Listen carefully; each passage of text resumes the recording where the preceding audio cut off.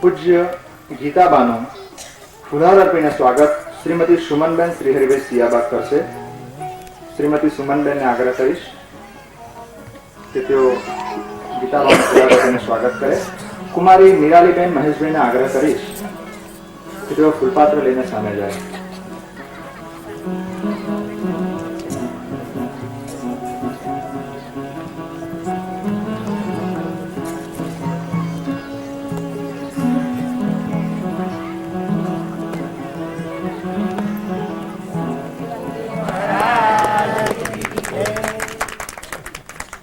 પૂજ્ય દિવાળીબાનું પણ આપણે ફુલારથી સ્વાગત કરીશું.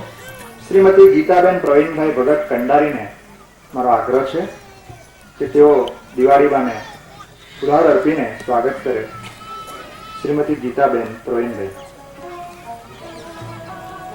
અને શ્રીમતી સેજલબેન દીપકભાઈને હું આગ્રહ કરીશ કે તેઓ ફૂલપાત્ર લઈને સામે જાય.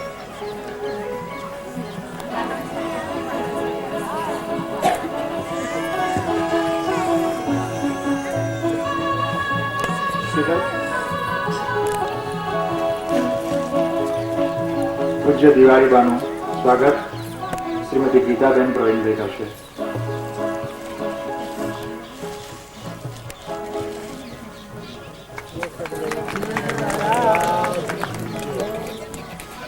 આ સાથે આપનો ફુલહારનો કાર્યક્રમ અત્રે સંપન્ન થાય છે. હવે આપણે વિમોચન તરફ જઈ રહ્યા છે. મુખ્ય પુસ્તકોનું વિમોચન માગસર સુદ બીજના મહિમા પ્રમાણે આવતીકાલે છે, પરંતુ સાથે સાથે ભક્ત સમાજના સહયોગથી નાની નાની પુસ્તિકાઓનું પણ મુદ્રણ થયેલ છે. એનું વિમોચન કરીને જ સમાજને અર્પણ કરાય. સાથે સાથે ભક્તિની ઓડિયો કેસેટ્સનું પણ આયોજન થયું છે, રેકોર્ડ કરેલી છે. એનું પણ આપણે વિમોચન કરવાનું છે. ચારોડાના ચિત્રકાર મુકેશભાઈએ તૈયાર કરેલ સદગુરુજી જીવનજી મહારાજના જીવન ચરિત્રો પરના એક પ્રદર્શન હોલ જેનું નામ છે કૃપાનાથના દર્શનનું પણ આપને ઉદ્ઘાટન કરવાનું છે. તો હવે આપણે આ કાર્યક્રમમાં સરીએ. પોકેટ બુક્સનું વિમોચન મુરબ્બી રણછોડભાઈ બળદેવભાઈ ભક્ત, જે ફલુ ગામ પડથારાના ભક્ત છે, એમના હસ્તે આપણે કરાવીશું. શ્રીમતી શિલ્પાબેન અનિલચંદ્ર ભગતને હું વિનંતી કરીશ કે તેઓ પાત્રની અંદર પોકેટ બુક્સના ફ્રેમને લઈને આગળ આવશે. શ્રીમતી શિલ્પાબેન.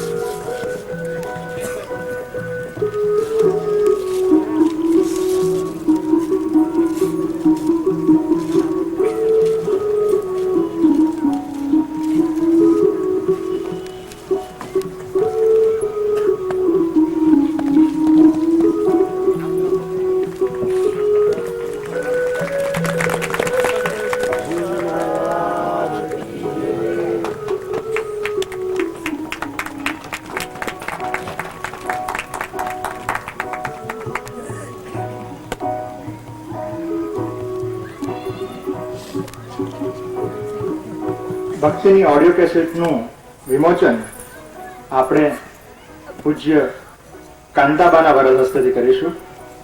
પૂજનીય કાંતાબા, આપ સ્ટેજ પર આવશો તો શોભામાં અભિવૃદ્ધિ થશે. પૂજ્ય કાંતાબા. શ્રીમતી ચંદ્રિકાબેન દિલીપભાઈને વિનંતી કરીશ કે તેઓ પાત્રની અંદર કેસેટની ફ્રેમ લઈને જશે. શ્રીમતી ચંદ્રિકાબેન.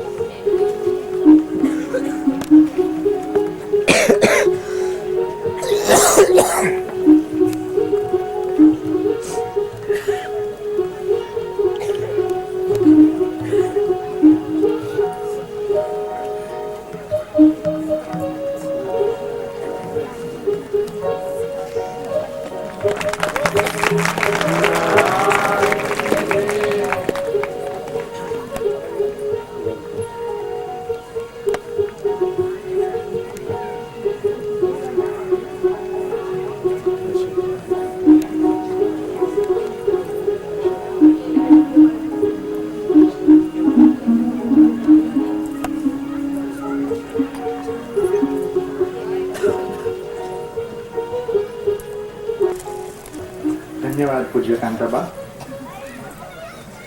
ચિત્રકાર મુકેશભાઈ જે ચારોલાના છે એમને ખૂબ સુંદર ચિત્રો બનાવીને આપ્યા છે, ખૂબ ભાવથી આપ્યા છે. એ ચિત્રોનું એક પ્રદર્શન અત્રે હોલમાં રાખવામાં આવેલું છે. પૂજ્ય જગદીશચંદ્ર મહારાજે એ હોલનું નામ કૃપાનાથના દર્શન આપેલું છે. તે કૃપાનાથના દર્શનના કક્ષનું ઉદ્ઘાટન આપના માનનીય ડૉક્ટર આઈટી ભગતના વરદ હસ્તે આપણે કરીશું. ડૉક્ટર આઈટી ભગતને આગ્રહ કરીશ કે તેઓ આવે આગળ પૂજ્ય જગદીશચંદ્ર મહારાજ પાસે.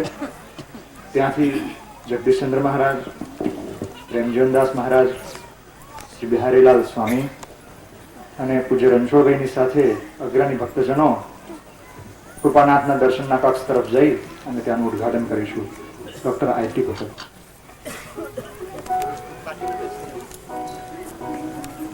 શાંતિ જાળવો, બેસી રહેજો.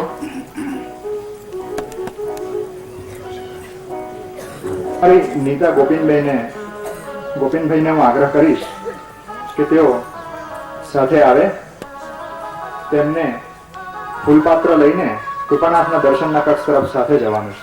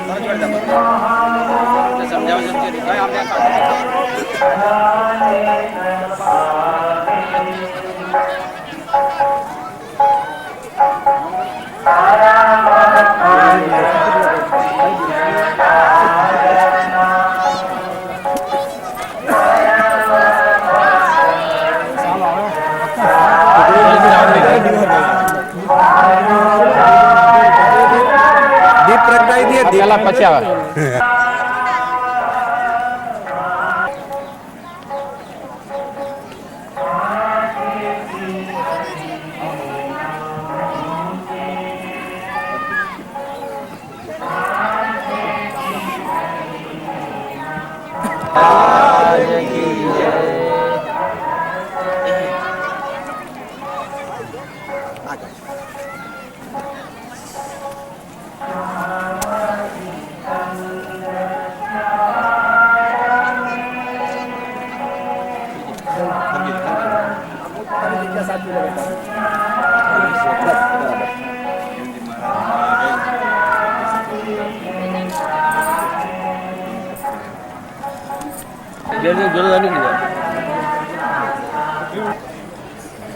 સમગ્ર જીવન દરમિયાન જો સૌથી પ્રાથમિક ઉપલબ્ધિ હોય તો એ છે સ્વાસ્થ્ય.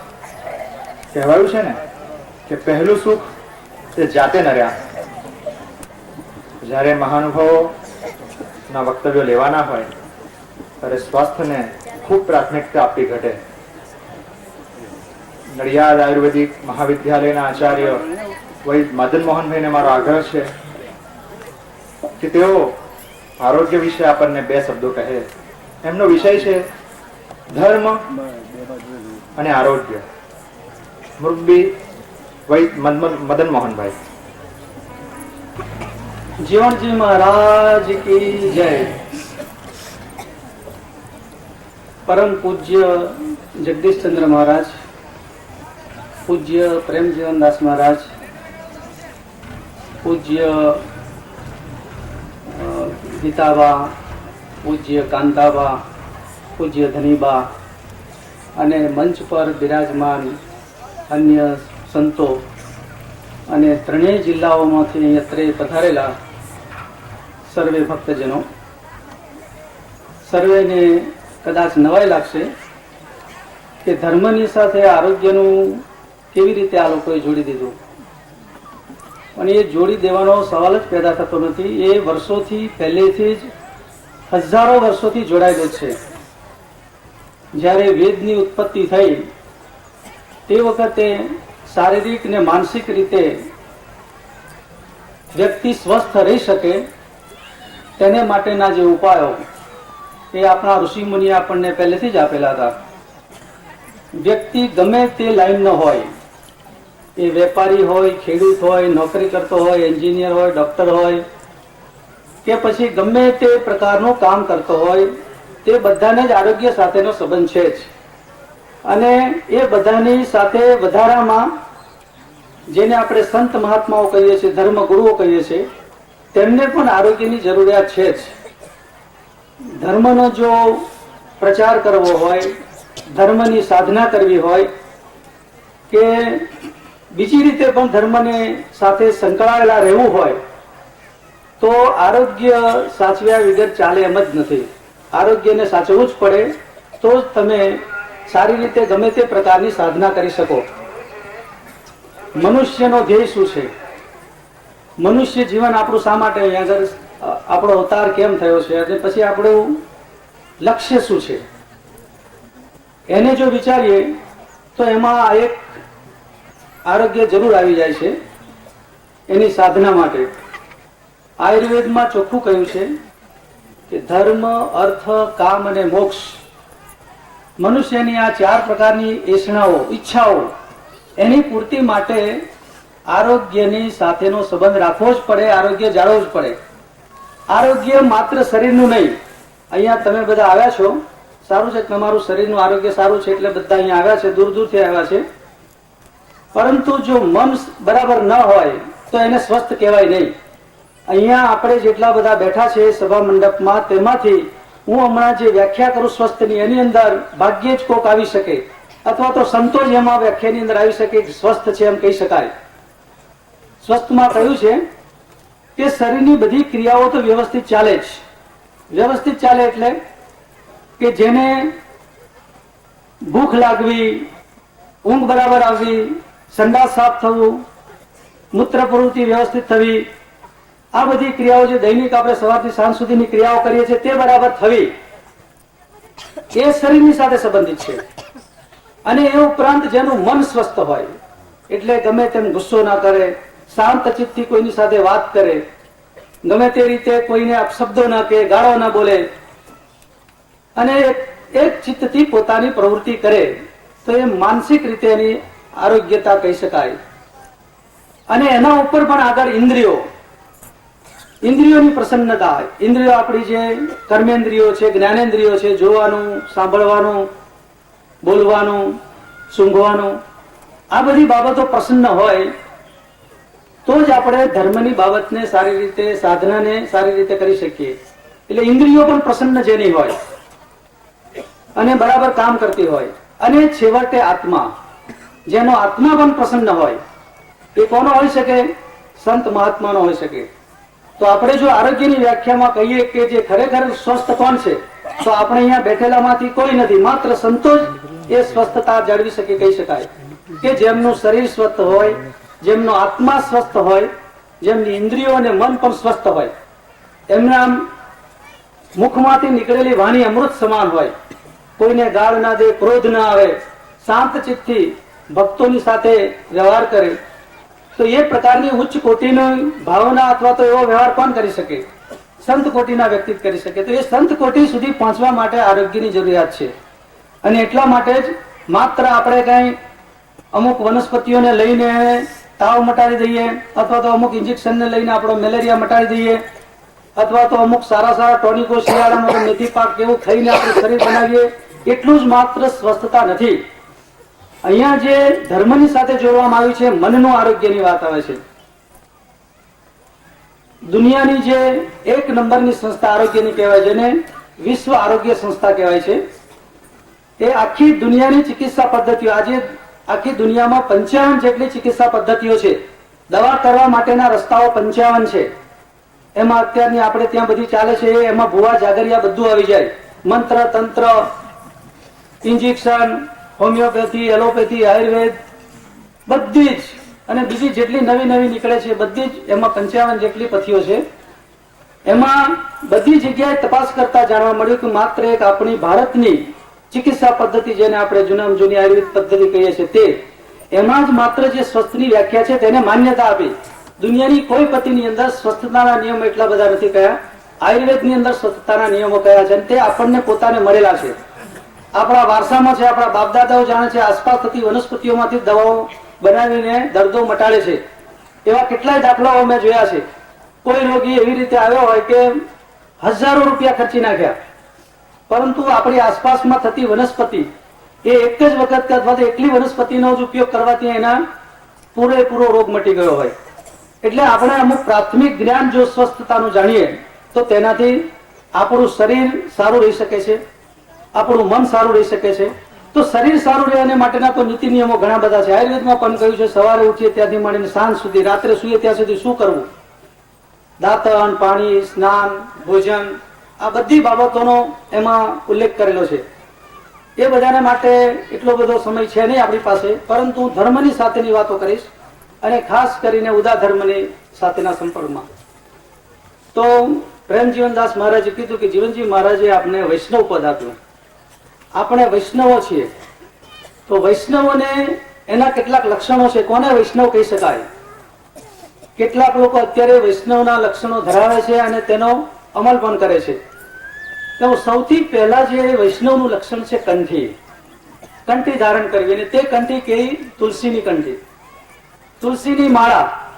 બાળકનો જન્મ થાય અને મહિનામાં કે સવા મહિના પછી તરત જ, હજુ જ્યાં સુધી એને કંઠી પહેરાવી નથી ત્યાં સુધી એ બીજા યુગનો માણસ કહી શકાય, અથવા તો ભગત નથી એમ કહી શકાય, અથવા તો વૈષ્ણવ નથી એમ કહી શકાય. જ્યારે એને કંઠી પહેરાવી, આપણામાં રિવાજ છે જ, આ ધાર્મિક રીતે અથવા તો સામાજિક રીતે જે રીતે કોઈ રીતે, પરંતુ કંઠી ધારણ કરાવવાનો આ રિવાજ છે. અને ત્યાર પછી જે ભગત બને છે અથવા તો વૈષ્ણવ બને છે, તો એ વૈષ્ણવતા ધારણ કર્યા પછી આપણે એને કેટલાક એને ધાર્મિક રીતે મૂલવીએ છીએ કે કઈ કંઠી પહેરવી આપણો ધર્મ છે, ધર્મમાં કહ્યું છે કંઠી પહેરવી. માત્ર એટલી વાત પૂરતી નથી. કંઠીની વાત આવે છે તો એમાં તુલસીનું મહત્વ પહેલા સમજવું જોઈએ કે તુલસી કેમ, અને તુલસીની જ કંઠી શા માટે? જુદા જુદા લોકો ઘણા પ્રકારની કંઠીઓ પહેરે છે. સોનાની કંઠી પહેરે, મોતીની માળા પહેરે, તુલસીની માળા પહેરે. તો એ બધાની પાછળ કંઈક આરોગ્યની સાથેનો સંબંધ છે. તો આપણે સૌથી પહેલા તુલસીની વાત હું કરીશ. તુલસી એટલે ચમત્કારિક, આરોગ્યની દ્રષ્ટિએ તો છે જ.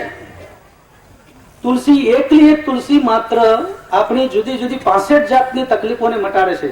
આરોગ્યની દ્રષ્ટિએ 65 જાતના રોગો કહીએ કે તકલીફો કહીએ એને મટાડે છે. બીજું, એના પહેલાના જમાનામાં એવું હતું કે કેટલીક બાબતો લોકોને કહે, કોઈ વૈદ્ય કે ચિકિત્સકો કે આ રીતે તું કરજે તો એ માને નહીં. પરંતુ જો ધર્મગુરુ માને, ધર્મગુરુ કહે તો એ બધું જ કરવા તૈયાર થાય.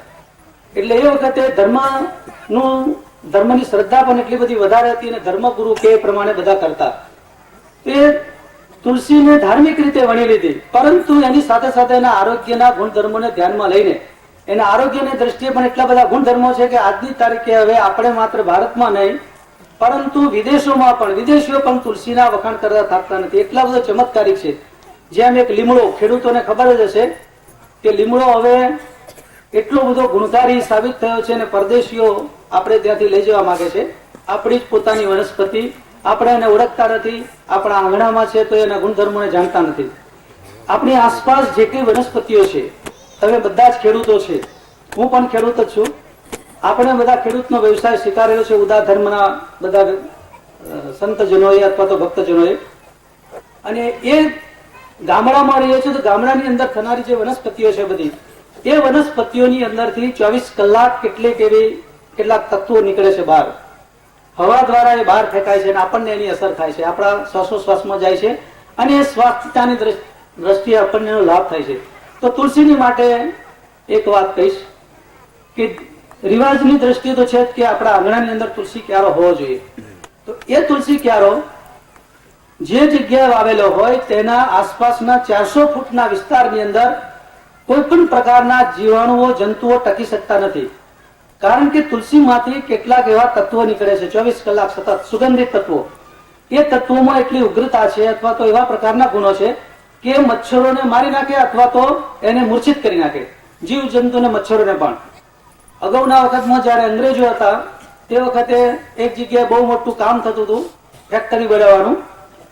અને તે વખતે કેટલાય લોકો જે મજૂરો છે, મજૂરોને મેલેરિયાની દવા પહેલા બહુ શોધાઈ નહોતી એ વખતે, એટલે મચ્છરો કરડે અને બીમાર પડે, કામ પર ના આવે, કેટલાક મરી પણ જતા હતા. તો એક હિન્દુ મજૂર પણ હતો, એને કહ્યું કે ભાઈ તુલસીની અંદર તો બહુ સારા ગુણ છે, અમે અમારે ત્યાં રાખીએ છીએ, મચ્છર નથી આવતા. તો અંગ્રેજ તે વખતના એને એમ કહ્યું કઈ વાંધો નહીં, ચાલો આપણે તુલસીને વાવીએ આ જગ્યાએ. કામ તો બધું 3-4 વર્ષ ચાલવાનું હતું. એટલે એને તુલસી આસપાસ બધી જગ્યાએ વાવી દીધી અને ચમત્કાર થયો. ત્યાં મચ્છર બિલકુલ દેખાયા જ નહીં, મચ્છર ભાગી ગયા. અને જે મજૂરો તો શાંતિથી એનો પોતાનો જે પ્રોજેક્ટ છે 2 વર્ષ ચાલે એવો તો 3 વર્ષ તે જલ્દીથી પૂરો થઈ ગયો. એટલે એવી રીતે કહેવાનો મતલબ જે તુલસી છે, એ તુલસી જે વ્યક્તિઓ પોતાને ત્યાં ન હોય તો હવેથી ખાસ પોતાને ત્યાં વાવજો. અને તેની આસપાસનું જે વાતાવરણ છે તમે પોતાને અનુભવ કરશો કે એ જગ્યાએ, જે જગ્યાએ તુલસી હશે ત્યાં કમસે કમ મેલેરિયા તો નહીં થાય. કારણ કે મચ્છર ત્યાં ટકતા નથી, એટલે મેલેરિયામાંથી તમે બચી શકશો. એટલે આ જે બાબત છે એ પહેલું વૈષ્ણવનું જે ચિહ્ન કંઠીની બાબતમાં આવ્યું તે, એમાં જે લીલા છોડની મેં વાત કરી, એના તો બીજા ઘણા બધા ગુણધર્મો છે, પરંતુ આપણે ધાર્મિકતાની દ્રષ્ટિએ અને આરોગ્યતાની દ્રષ્ટિએ વાત કરીશું. તો કંઠીને ગળામાં ધારણ કરીએ છીએ આપણે. તો ગળામાં ધારણ કરવું એટલે માત્ર ઉપરના ભાગમાં કપડા પર એનો સ્પર્શ થાય એ રીતે નહીં. કંઠીને ધારણ કરવી હોય તો ગળાની અંદર જ ધારણ કરવી જોઈએ અને સીધે સીધો શરીર ઉપર સ્પર્શ થાય એવી રીતે. તુલસીની અંદર સોનાનું તત્વ છે, સોનાના અંશો છે અને બીજા પણ એવા એના ગુણધર્મો છે કે હૃદયને બળ આપે. અહીંયા જે તુલસીની માળા હોય એ સીધે સીધી હૃદય ઉપર સ્પર્શ કરે, છાતી ઉપર હોય તો, અને તેનાથી હૃદય રોગ ન થાય, અથવા તો હૃદય રોગ જેને થયો હોય તેને ફરીથી એવો બીજો હુમલો ન થાય, અથવા તો એને હૃદયને બળ મળે. એવી રીતે મોતીની માળાની પણ વાત થાય છે. મોતી પણ એટલા જ ગુણકારી છે અને સોનું પણ એટલી રીતે. બહેનો સુવર્ણના અલંકારો ધારણ કરે છે તે મોટે ભાગે બીજાને બતાવવા માટે, અને તે પછી કપડાની બહાર રાખશે, સાડીની બહાર કે દેખાય એવી રીતે. તો એનો કશો અર્થ નથી. એ સોનું પહેરવાનો કોઈ મતલબ નથી. આપણે કઈ માત્ર સુંદરતાની સાથે સંબંધ નથી, આપણે એના ગુણધર્મોની સાથે સંબંધ જો રાખવો હોય તો એ જે સોનાની માળા છે, સોનાની ચેન છે, એ ગળાની અંદર એવી રીતે પહેરો કે જે એના શરીરની સાથે એનો સ્પર્શ થાય અને તેનાથી જ એને ગુણધર્મો એના પ્રાપ્ત થઈ શકે અને હૃદયને બળ મળે. તો એ રીતે તુલસીની જે વાત છે તે એ અત્યંત ઉપયોગી છે આરોગ્યની દ્રષ્ટિએ પણ અને ધર્મની રીતે પણ. બીજી વાત કે મંત્રની વાત આવે છે કે આપણો જે જીવનજી મહારાજે આપણને મંત્ર આપ્યો છે રામકબીરનો, તો આ રામકબીરના મંત્રની પાછળ પણ એક શક્તિ છે. આપણે સવારે ઉઠીએ ત્યારથી એકબીજાને રામકબીર કહીએ છીએ અને એનાથી મન પ્રફુલ્લિત થઈ જાય છે, મન હળવું થઈ જાય છે. આપણે ઘણી વાર એવા અનુભવો કર્યા છે. પેલો જ સૌથી વધારે સ્પષ્ટ દરેકને ખ્યાલ આવે અનુભવ કે એક વ્યક્તિ બીજાને જો ગાળ આપી દે તો એકદમ સમસમી જાય છે, ઉભો થઈ જાય છે, કાં તો એને મારવા માટે પણ તૈયાર થઈ જાય છે. કેમ? એની અસર, કોની અસર? શબ્દની. એને કેમ ભાઈ એવું કીધું હોય તો એ શાંત બેઠો છે, પરંતુ એને તમે કેમ મૂર્ખ, કેમ ગધેડા એ રીતે તમે એને ઉદ્બોધન કરો તો તરત ઉશ્કેરાઈ જશે. તો એ શબ્દનો પ્રભાવ થયો, એ શબ્દની તાકાત તમને તરત દેખાઈ જાય છે. તેવી જ રીતે આ શબ્દોની તાકાત એટલે રામકબીર મંત્રની તાકાત પણ એટલી છે કે એ આરોગ્યની દ્રષ્ટિએ પણ આપણને ઉપયોગી થઈ પડે છે. કેટલી વખત આખું વર્ષ દરમિયાન બધા લડ્યા ઝઘડ્યા હોય અને બેસતા વર્ષની દિવસે એકબીજાને ત્યાં જાય, મળે અને રામકબીર કહે તો પાછળની બધી દુશ્મની ગાયબ, બિલકુલ પછી પાછું વ્યવહાર એનો યથાવત થઈ જાય. અત્યાર સુધી બોલતા જ નહોતા, કોઈ દિવસ સામા મળે તો એ રામકબીર રાખે, મોડું ફેરવી લે, એટલી બધી દુશ્મનાવટ હોય. પરંતુ એક રામકબીર સામે કીધું તો પેલો માણસ જેટલો ગમે એટલો ભયંકર ક્રોધ વાળો હોય કે ગમે એટલો એની દુશ્મનાવટ પાકી હોય તો પણ એ ઢીલો પડી જાય કે મને રામકબીર કીધું એને. એટલે રામકબીરની શક્તિથી એના આખા મનનું પરિવર્તન થઈ જાય છે. એટલે એ શબ્દની તાકાત છે. કાંઠા ડિસ્ટ્રિક્ટમાંથી આવેલા ભક્તો એમાંથી ઘણાને કદાચ ખ્યાલ હશે કે અમદાવાદના એક પ્રોફેસર એમને કાંઠા ડિસ્ટ્રિક્ટમાં જઈને જ કડવા ગાયને જે સર્પ ઉતારવાની આપણા ધર્મમાં જે વાત કહી છે, કોઈ પણ ઝેરી સાપ કરડ્યો, ઝેરી જનાવર કરડ્યું હોય અને કડવા ગાય સામૂહિક રીતે તો એ સાપ કે વીછીનું ઝેર ઉતરી જાય છે. એવા ગામડે ગામડે અમે પણ નાનપણમાં આવા કિસ્સાઓ જોયા હતા નજરે. અને એ પેલા પ્રોફેસરે પોતાના પેપરની અંદર પણ એમનો આ ઉલ્લેખ કરેલો કે કાંઠા ડિસ્ટ્રિક્ટમાં એકવાર હું ગયો હતો અને ત્યાં કોઈ એક ભાઈને સાપ કરડ્યો અને એમને કડવા ગાવાનું સામૂહિક રીતે શરૂ કર્યું અને સાપ ઉતરી ગયો વગર દવાએ. તો એ મંત્રની શક્તિ છે. હવે મંત્રની શક્તિમાં ગમે તે જગ્યાએ આપણે તો ઉદાર ધર્મની અંદર જીવનજી મહારાજે અનેક સમયે આખા વર્ષ દરમિયાન અથવા તો દિવસ દરમિયાન કીર્તનોની, ભજનોની એ પ્રકારની દીક્ષા આપી છે અને એ રીતે કરવું જોઈએ કેવું છે. સવારમાં જ આપણે આરતી કરીએ છીએ. આરતીની અંદર જે કંઈ ભગવાનને અત્યારે માનો કે કઈ ફૂલ ચડાવીએ, અગરબત્તી કરીએ, દીવો કરીએ, આ બધી બાબતો ભગવાનને શું જરૂર? ભગવાન તો ખુદ પોતે તેજસ્વી છે, ચંદ્ર સૂરજના રૂપી અથવા તો એનામાં વસેલો ભગવાન, એની ચમકની સામે આપણે દીવાની શું કિંમત? એને દીવાની જરૂર નથી, એને અગરબત્તીની જરૂર નથી. એ જરૂર આપણે માટે છે. એ જે દીવો કરીએ છીએ, અગરબત્તી સળગાવીએ છીએ, ફૂલો ચડાવીએ છીએ, એ આપણા પોતાના સ્વાર્થ માટે અથવા તો પોતાના ઉપયોગ માટે. એ કેવી રીતે આપણને ઉપયોગી થઈ પડે? દાખલા તરીકે ઘીનો દીવો છે, તો ઘીનો દીવો આપણે જયારે સળગાવીએ છીએ તે વખતે ભગવાનને અજવાળું કરવા માટે, ભગવાન દેખાય એટલા માટે નહીં. ભગવાન તો તમે આંખો મીચીને પણ જોઈ શકો, તમને જો મનમાં એનો ખ્યાલ હોય તો. પરંતુ એટલે એને તો અજવાળાની જરૂર જ નથી. પણ એ દીવો જે ઘીનો દીવો છે એની જ્યોતમાંથી અથવા તો એને બળવાથી જે વાતાવરણની અંદર શુદ્ધિ થાય છે તેનાથી આસપાસની અંદર વાયરસ, વિષાણુ, જીવાણુ બધા ખલાસ થઈ જાય છે, ત્યાં ટકી શકતા નથી, આવતા જ નથી. એટલે તમે શાંતિથી ધ્યાન કરી શકો, ભજન કરી શકો અને તમારું કામ કરી શકો.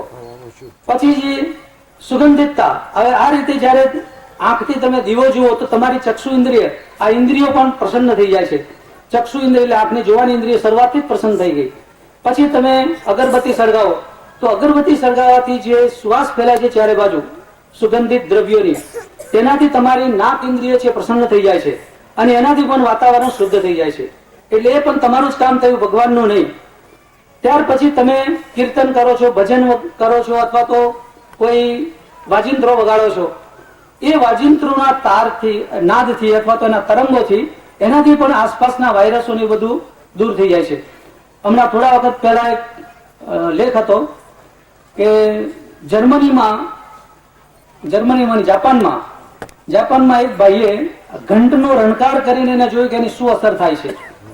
તો જે એરિયાની અંદર એવા જીવાણુ કે વિષાણુ હતા એવા એરિયાની અંદર એને ઘંટનો રણકાર કર્યો, ઘંટ વગાડ્યો, અને એ ઘંટના રણકારથી જે તરંગો નીકળ્યા એ તરંગોને લીધે આસપાસના વિસ્તારના બધા જીવાણુઓ નાશ પામ્યા, ખલાસ થઈ ગયા.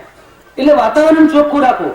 આપણે ગમે એટલું ચોખ્ખું પાણી પીએ, ગમે એટલું ચોખ્ખું ખાવાનું ખાઈએ, પણ જે હવા આવે છે એ હવાને તો કોઈ દાંટો મારી શકવાના નથી. હવા ચારે બાજુથી ગમે તેવી સારી, નરસી, ગંદી ગમે તેવી આવશે, એને આપણે દાંટો ન મારી શકીએ. રાત દિવસ 24 કલાક આપણે શ્વાસ લેવો જ પડે. તો એવી ગંદો શ્વાસ અથવા તો ગંદા વાતાવરણ વાળું એની અંદર આપણે ન રહીએ અને ચોખ્ખું વાતાવરણ આપણને મળે. એટલા માટે આ જે વાજિંત્રો છે, કાંસી વાગે છે, આપણે વછોડની અંદર કાંસી વાગે, મરદંગ વાગે, તેમાંથી પણ જે તરંગો નીકળે છે, અવાજ નીકળે છે, એ અવાજથી આસપાસના જીવાણુઓ, વિષાણુઓ દૂર થઈ જાય છે. પહેલાના જમાનામાં કહ્યું છે કે ભાઈ ભૂત આવ્યું, તો ભૂતની વાત અહીંયા નથી. ભૂતનો અર્થ આજના જમાનામાં જો હોય તો વાયરસ કહેવાય અથવા તો વિષાણુ કહેવાય. ભૂતનો સંસર્ગ થાય તો માણસ ગમે તેમ બકવાસ કરવા મળે. આપણો જે જૂનો અર્થ છે અથવા તો આપણે જે જાણીએ છીએ કે ભૂત વળગ્યું અથવા તો ભૂત આવ્યું, તો એના વળગાથી માણસ ગમે તેમ બોલવા માંડે, ગમે તે રીતે એવું ચિસ્કારા કરે અથવા તો એવી ચેષ્ટાઓ કરે અને આપણને એમ લાગે કે આ કંઈક વધારે પડતું થઈ ગયું. પરંતુ વાયરસ એટલે અત્યારના જમાનામાં જેને વાયરસ કહેવાય છે તો વિષાણુ કહેવાય છે, એ એક સામટા એવા ત્રાટકે છે માણસ ઉપર કે આ જે ભૂતની અંદર જે લક્ષણો દેખાય છે, ભૂતને વળગ્યાના, એ બધા લક્ષણો આને લીધે થાય છે. એટલે આપણે એમ કહી શકીએ, કારણ કે અમારે આયુર્વેદની અંદર ઘણી બધી વનસ્પતિઓને એવું લખ્યું છે કે ભૂતનાશક. ભૂતનાશકનો અર્થ થાય છે જીવાણુનાશક. એને જો તમે સળગાવો અને એની ધૂપ કરો, એની ધૂણી કરો, તો તેનાથી પણ આસપાસમાં બધો જીવાણુઓ નાશ પામે છે. અમે પણ ઘણી જગ્યાએ લીમડાના પાનને સળગાવીએ છીએ અને તેનાથી આસપાસ બિલકુલ મચ્છર રહેતા નથી, ટકતા નથી. એની ગંધથી તે દૂર ભાગે. એટલે આ જે વાજિંત્રો વાગે એનાથી આપણે તલ્લીન થઈએ છીએ, મન આપણું પ્રફુલ્લિત થઈ જાય છે અને આસપાસનું વાતાવરણ પણ ચોખ્ખું થાય.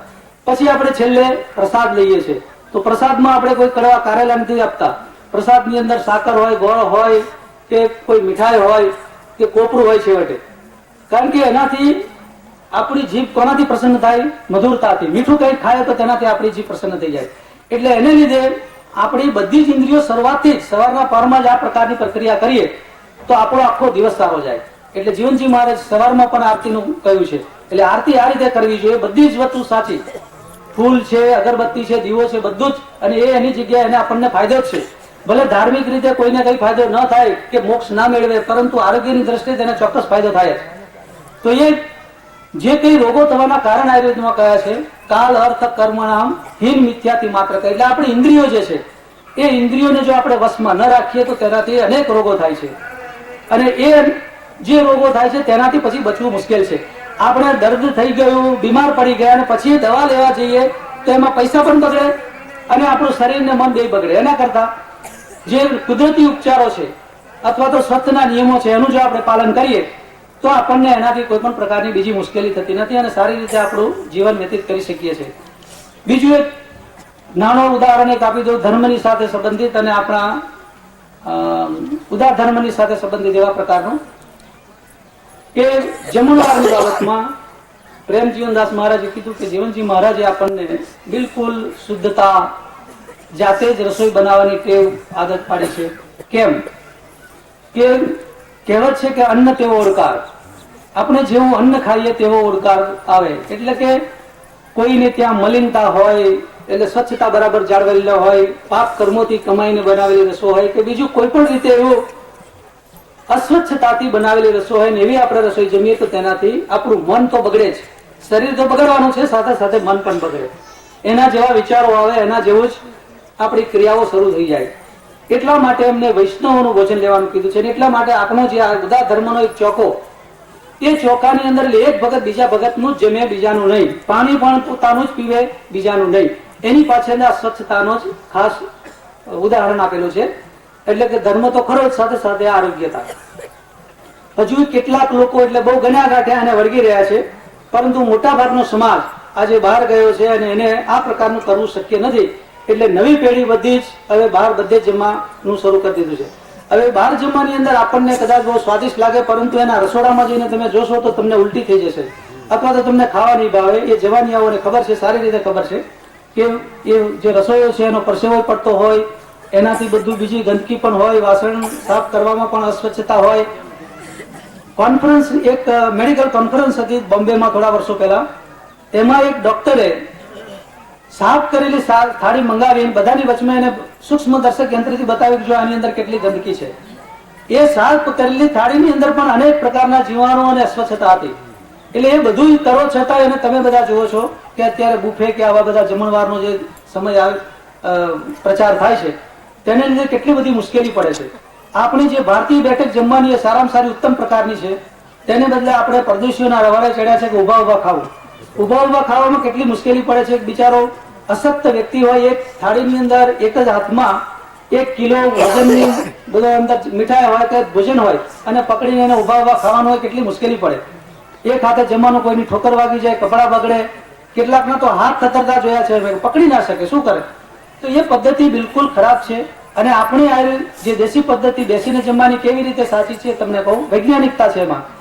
આપણે જયારે જમવા બેસીએ તો પરાઠી વાળીને જમવાનું હોય છે, તો પરાઠી વાળતી વખતે પગ બે બધા ભેગા થઈ ગયેલા છે. તો જયારે જે કોઈ ક્રિયા આપણે શરીરમાં થાય, શરીરનો ધર્મ છે, શરીરની કોઈ પણ ક્રિયા થાય ત્યારે લોહીનું પરિભ્રમણ તે જગ્યાએ પહોંચી જાય છે એને મદદ કરવા માટે, કે સારી રીતે થાય, વ્યવસ્થિત રીતે થાય, અવયવો પોતાનું કામ વ્યવસ્થિત કરી શકે. તો જયારે આપણે જમીએ છીએ તે વખતે હોજરીમાં, આંતરડાઓમાં લોહી વધારે પડતું આવે છે. આવવું જોઈએ.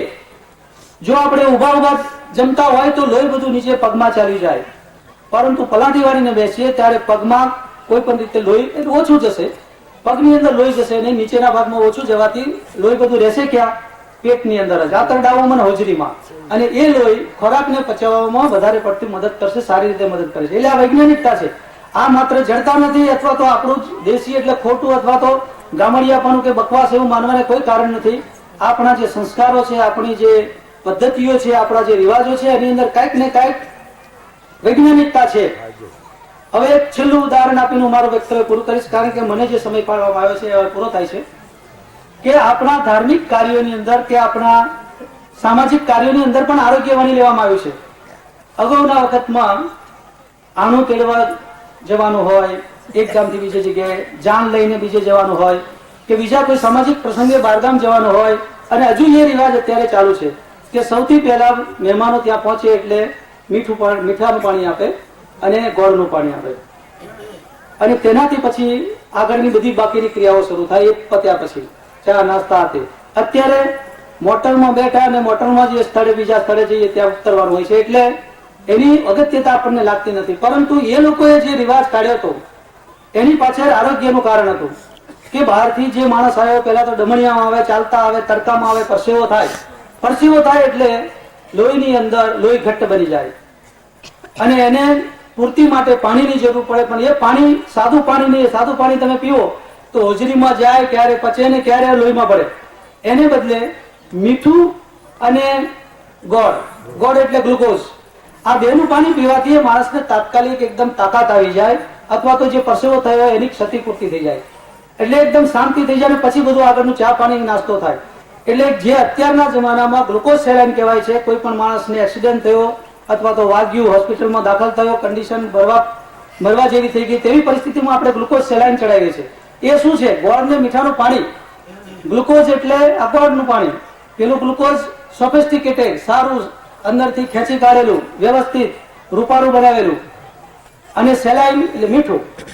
એટલે મીઠાના અંશો આ બે વસ્તુઓમાં મિક્સ કરીને આપણે આપવામાં આવતું હતું અને તેનાથી આપણે પ્રસન્ન થઈ જતા હતા અને કોઈ પણ જાતની મુશ્કેલી ના પડે. નહીં તો એવું પણ આપણે જોયું છે, કેટલાય પૂર્વજોમાં એવું બન્યું છે કે તાપમાં ફરીને આવ્યા હોય સખત અને આવતાની વારમાં જો એકદમ ગટગટાઈને પાણી પી જાય તો એ ગુજરી જાય, એવા પણ બનાવો બન્યા છે. ઘણાને એવા ખબર હશે. એટલે પહેલા તો મીઠાનું એનું પાણી પીવાથી માણસને કોઈ પણ જાતનો શોખ લાગતો નથી, હૃદય પણ સારું રહે છે, લોહી પરિભ્રમણ પણ વ્યવસ્થિત રહે છે અને બધી જ રીતે આરોગ્યતા જળવાઈ રહે છે. આવી રીતે આપણા ઉદાર ધર્મના ઘણા બધા એવા સારા સારા સિદ્ધાંતો છે. એ સિદ્ધાંતોને આપણે વળગી રહેવું જોઈએ અને એનો અમલ કરવો જોઈએ. તો આજની તારીખ, આજના પ્રસંગે, આ શુભ પ્રસંગે મને જે બોલવાની તક આપી તે બદલ આ ધર્મ સંમેલનના આયોજકોનો હું આભાર માનું છું. રામ કૃષ્ણ. ખેર, આ તો વાત થઈ શરીરના સ્વાસ્થ્યની. હવે મનને સ્વસ્થ રાખવાની વાત થાય. મનને સ્વસ્થ રાખવાના ભારતમાં અને વિશ્વમાં ઘણા તરકીબો છે, ઘણા પ્રકારો છે. પણ જો ભારતે વિશ્વને સૌથી ઉત્તમ ભેટ આપી હોય મનને સ્વસ્થ રાખવાની, તો એ છે સંગીત. જીવનજી મહારાજે આપણને ઉજ્જવલ સંગીતનો વારસો ઉદાધર્મ પંચરત્નમાલા રૂપે, સાખીઓ રૂપે અને જ્ઞાન મહિમા રૂપે આપેલો છે. અને જયારે સંગીતની વાત થતી હોય ત્યારે મુરબ્બી કિરીટભાઈ ભગતને યાદ કરવા પડે. તેઓએ ગાંધર્વ મહાવિદ્યાલય અમદાવાદમાં સંગીત વિશારદની ઉપલબ્ધિ કરેલી છે. સંગીતનો ખૂબ રિયાઝ છે, ખૂબ અભ્યાસ છે. તો સદગુરુ જીવનજી મહારાજની ભેટ જીવા અણો સંગીત, જીવનની જીવન સંગીત ના વિષય પર કિરીટભાઈ બે બોલ કહેશે. મુરબ્બી કિરીટભાઈ. વસુદેવસુતમ દેવમ કંસચાનૂરમર્દનમ દેવકી પરમાનંદમ કૃષ્ણમ વંદે જગદ્ગુરુમ. ગુરુર્બ્રહ્મા ગુરુર્વિષ્ણુ ગુરુર્દેવો મહેશ્વરા ગુરુર સાક્ષાત પરબ્રહ્મા તસ્મૈ શ્રી ગુરવે નમઃ.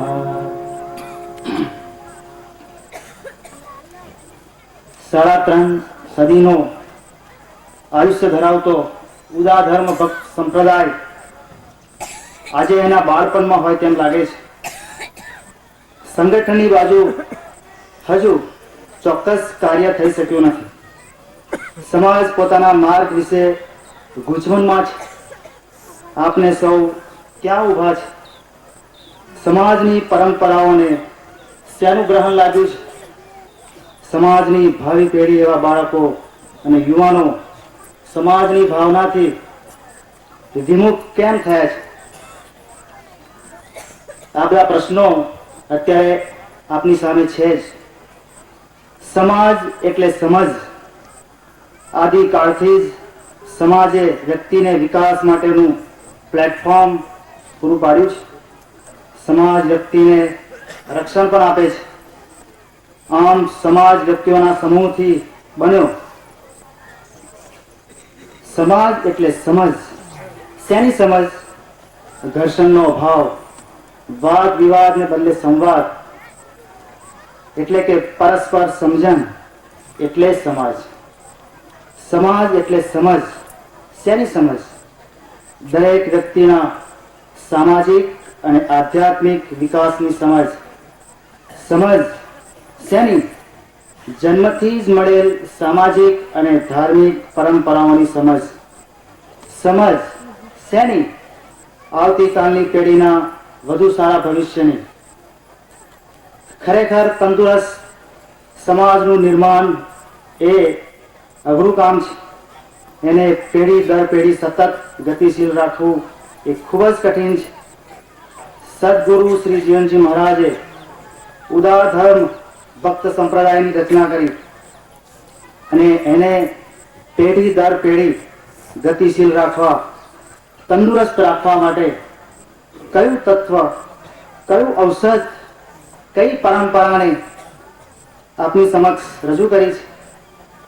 એ તત્વ છે એનું જીવન સંગીત, ભક્તિ સંગીત. આપના ઉદાર ભક્ત સંપ્રદાયની આગવી પરંપરા છે.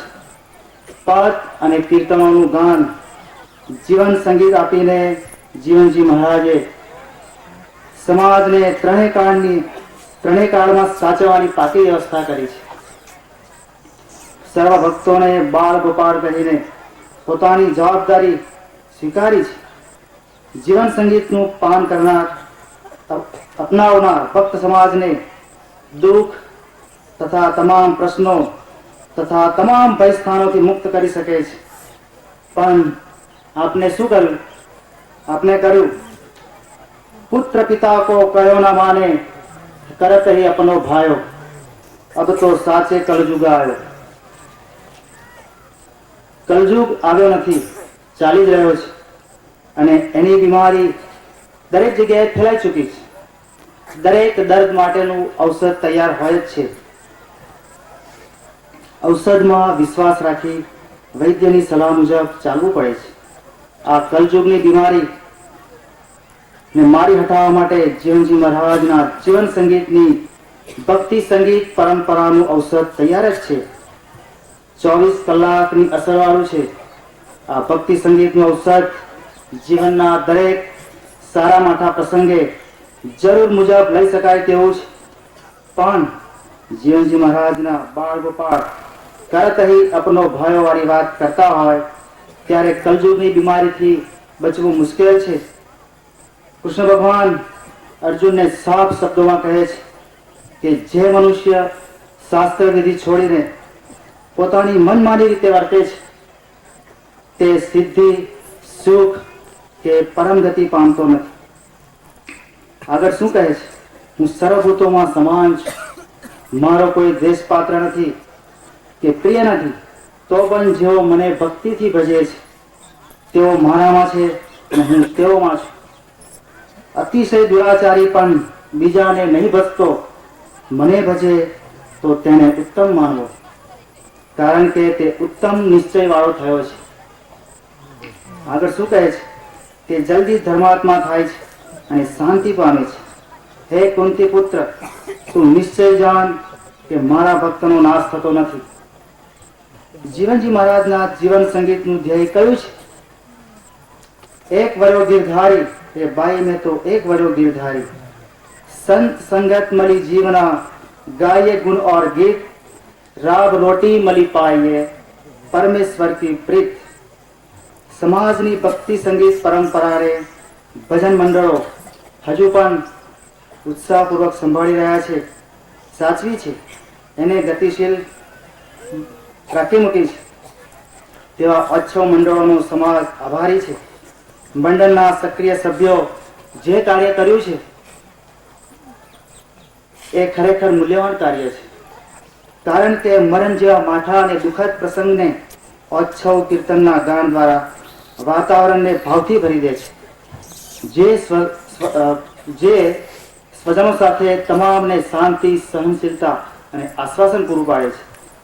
આ ભક્તિ સંગીતનું સાધન છે આપણું ભારતીય શાસ્ત્રીય સંગીત. આજે આ સાધનના ગેર ઉપયોગે માજા મૂકી છે. આ સાધન આજે વિકૃત કરી નાખવામાં આવ્યું છે. આ વિકૃત સંગીતના સાધનને લઈને કલયુગના રાક્ષસો ટીવી ફિલ્મો દ્વારા આપણા ઘરમાં બેસીને બાળકોનું ગળું અને સમાજનું માથું પકડી લીધું છે. શુદ્ધ ભારતીય શાસ્ત્રીય સંગીત એ મનોરંજનનું સાધન નથી કે ટાઈમ પાસ કરવા માટેનું કે પછી ગમે તેમ કુદાકૂદ કરી ઠંડી ઉડાડવા માટે નથી.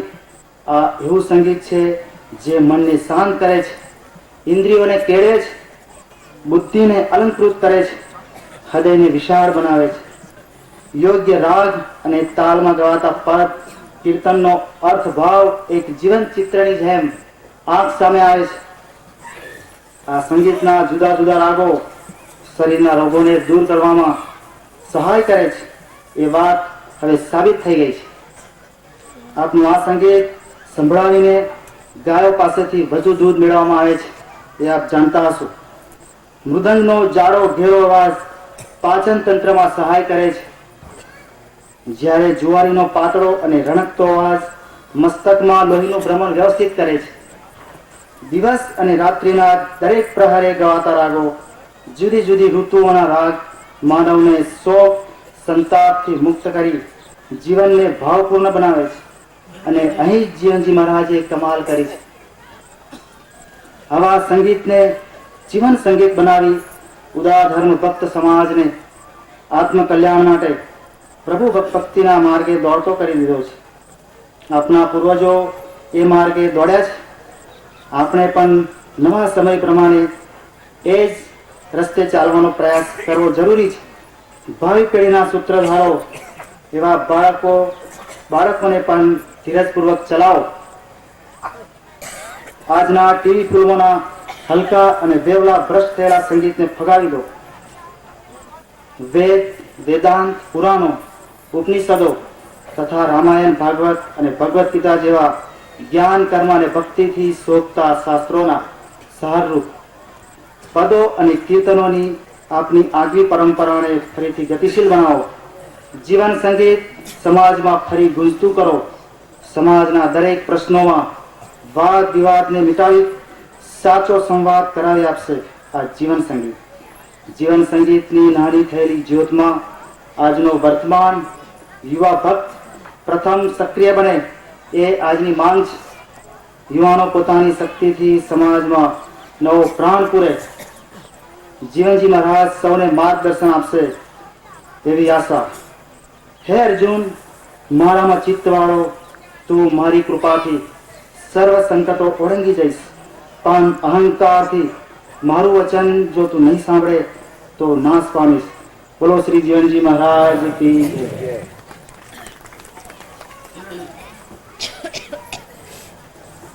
ફરી એકવાર શાસ્ત્રીય સંગીત સાથે સ્વાસ્થ્યનો નાતો પણ આવ્યો. ખૂબ સુરેલા વિચાર છે આપના કિરીટભાઈ, ધન્યવાદ. વડોદરાના જાણીતા ચાર્ટર્ડ એન્જિનિયર ની ઓફિસમાં જ્યારે જવાનું બને ને ત્યારે એમની દિવાલ પર લખેલી સુંદર પંક્તિ મગજમાં આવી જાય, વાંચવા મળે. Some people brings happiness wherever they go, other brings happiness whenever they go. wherever અને whenever આટલો જ ફરક, બાકી બધું સરખું. માણસ જ્યાં જાય ત્યાં ખુશી લાવે અને જ્યાંથી જાય ત્યાં ખુશી લાવે.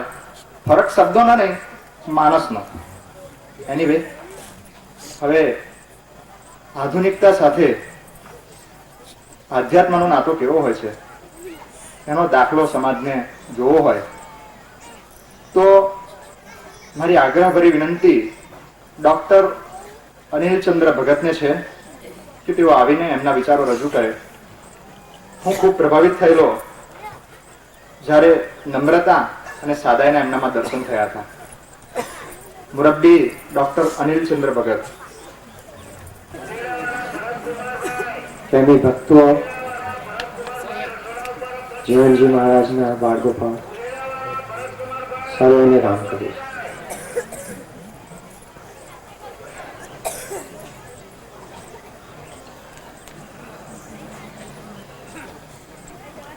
જીવનજી મહારાજે આપણાને શું આપ્યું છે તે આપણે ભૂલવું ના જોઈએ.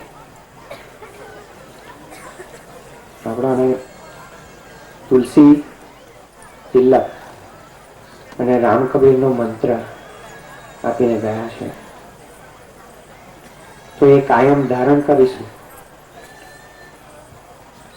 તો આ જે જીવન છે તેનો અર્થ રહેશે. આ જીવન કેટલું કિંમતી છે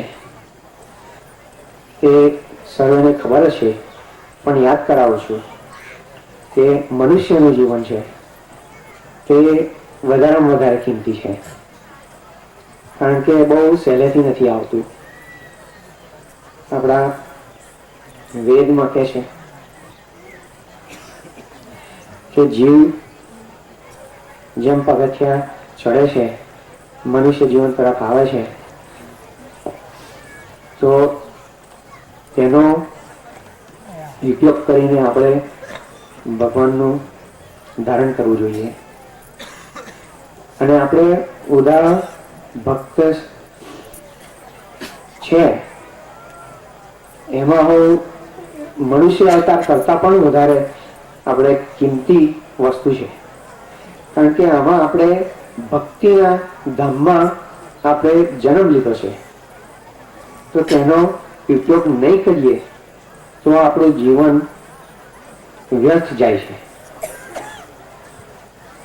જીવનજી મહારાજે આપણાને ભક્તિના રૂપે આપણાને મુક્તિ આપી દીધી છે. મુક્તિ સ્પિરિચ્યુઅલ રીતે કે દેહની મુક્તિ, પણ તે ઉપરાંત આપણે ઘણા ખરા બંધનમાંથી પણ મુક્તિ આપી દીધી છે. આપણે ઘણા ખરા રીત રિવાજો પણ નથી, એટલું સાદું બનાવી દીધું છે કે ગરીબ માણસ હોય કે પૈસાવાળો માણસ હોય કઈ ફરક નહીં પડે. દરેક માણસ ને દરેક પ્રસંગ ઉજવી શકાય છે સરખી જ રીતે. ઘણા દેશ ફર્યો છું, ઘણા ધર્મ જોયા છે, ઘણા ભાઈઓની સાથે મુલાકાત થઈ છે. આ ધર્મ જેવો બીજો જોયો નથી મેં. જીવનજી મહારાજે એવું કીધું છે કે આ ધર્મ જેવો બીજો જોયો નથી અને જોવાનો પણ નથી, અને તે મને સત્ય લાગે છે. મારે અમેરિકામાં થોડાક ડોક્ટર ફ્રેન્ડ છે જે 2-3 મારા ખાસ મિત્ર હતા. તે લોકોએ સાથે મને કીધું કે તમે વેજીટેરિયન છો, તેમ મને ખૂબ આનંદ થાય છે. કારણ કે એ લોકો પણ વેજીટેરિયન થઈ ગયા હતા. જન્મ્યા હતા અમેરિકામાં, ખાતા હતા માંસ, મટન, મરઘી, ઈંડા વગેરે, અને એ લોકોએ જાતે ધર્મ જોયા સિવાય આ બધું વ્યસન છોડી દીધું. તો મેં પૂછ્યું કે કેમ? એ લોકોએ જવાબ આપ્યો કે માંસ મટન ખાવાથી અમને ગમતું નથી, શરીરમાં સારું લાગતું નથી, અને જે પશુ પક્ષીઓને જે મારી નાખવામાં આવે છે તે દેખે ગમતું નથી. જે વ્યક્તિ આ જુએ છે કે મરઘીને કેવી રીતે મારે છે કે ગાયને કેવી રીતે મારે છે, તે એક વાર જુએ ને પછી ફરતી એ ખાવાનું મન નથી થતું. એટલે આ લોકોએ જોયેલું છે એટલે છોડી દીધું. જે લોકો જોતા નથી તે લોકોને ડીશમાં તૈયાર થઈને આવે છે, ફૂલો મૂકીને કે કંઈક બીજું કંઈ સરસ શણગાર કરીને આવે છે, તો બીજું કશું દેખાતું નથી પણ સુંદરતા દેખાય છે. જ્યારે જેને હકીકત જે જોઈ છે તે એમ કહે છે કે ના, આમાં તો કશું જ નથી, અને જે આપણું છે તે જ ખરું છે. તો આપણે છોડવાની જરૂર જ નથી. આ મારો કહેવાનો વિચાર થયો. કારણ કે ઘણા ભાઈઓ મેં જોયા છે કે અમેરિકા આવીને બદલાઈ જતા હોય છે. એ દેખાય છે કે આ વસ્તુ ઇન્ડિયામાં નથી મળતી અને અહીંયા આગળ મળે છે, કાં તો ઇન્ડિયામાં લે હશે કહેવાય, અને અહીંયા અમેરિકામાં મળી શકતું છે તો લઈ લે છે એ લોકો. પણ એ ઘણી ભૂલ કરે છે, તે સમજવામાં નથી આવતું. ઘણા ધર્મ બીજા જોયેલા છે, અને ધર્મ બાબતે આપણે શું જાણવું જોઈએ કે ધર્મ શબ્દ એ ડિવાઇસિવ છે. કે ધર્મ આવે એટલે કે ભાગ પડી જાય છે. અને તમે જોશો તો દુનિયામાં દરેક ધર્મમાં ભાગ પડેલા હોય છે, અને ધર્મોની વચ્ચે પણ ભાગ પડેલા હોય છે. અને આપણી જે ફિલોસોફી તમે જુઓ, ખરેખર તમે જુઓ તો ધર્મ જેવું કંઈ કહેતું નથી કે તમે ભાગ પાડી નાખો, પણ એમ કહે છે કે તમે ભગવાનમાં માનો. ક્રિશ્ચન ને રોમન્સ વચ્ચે લડાઈ થઈ હોય છે, પ્રોટેસ્ટન્ટ છે, મુસ્લિમ છે, જુઈસ છે, હિન્દુ મુસ્લિમ છે, બધા વખત કેટલી લડાઈ થતી હોય છે. પણ આપણે એમાં ખરેખર જોઈએ તો એકબીજાની અંદર ભગવાન દેખાય તો પછી આ લડાઈ ઊભી થવી જ ના જોઈએ.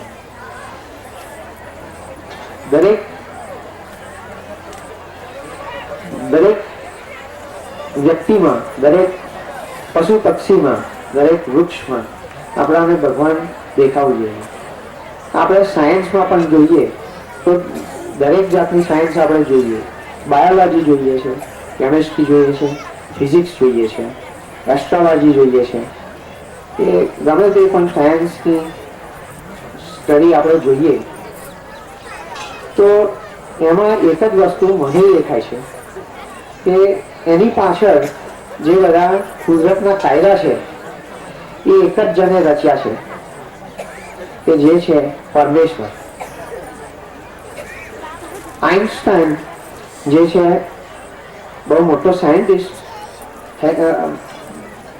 ભૂતકાળમાં થઈ ગયો, એને થિયરી ઓફ રિલેટિવિટી બહાર પાડી હતી બહુ નાની ઉંમરે, અને ભણવામાં પણ સામાન્ય સ્ટુડન્ટ હતો, બહુ કઈ ઇન્ટેલિજન્ટ લાગતો નહોતો તે વખતે. પણ અત્યારે એનો એટલો ભાર આવે છે કે બધાના વિચાર બધા પલટી નાખ્યા છે. અને તે થિયરીમાં આપણે જોઈએ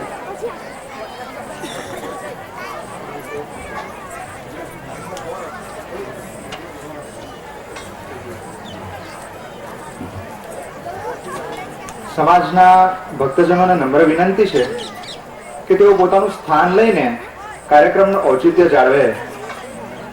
મહેરબાની કરીને પોતાનું સ્થાન છોડે નહીં. નમ્ર વિનંતી છે, પોતાનું સ્થાન ગ્રહણ કરી લે. બેસી જાઓ બધા સભા મંડપમાં આવીને. આ આપણને શોભતું નથી, આ આપના સંસ્કાર નથી, આ આપની પરંપરા નથી. પાછા વળો.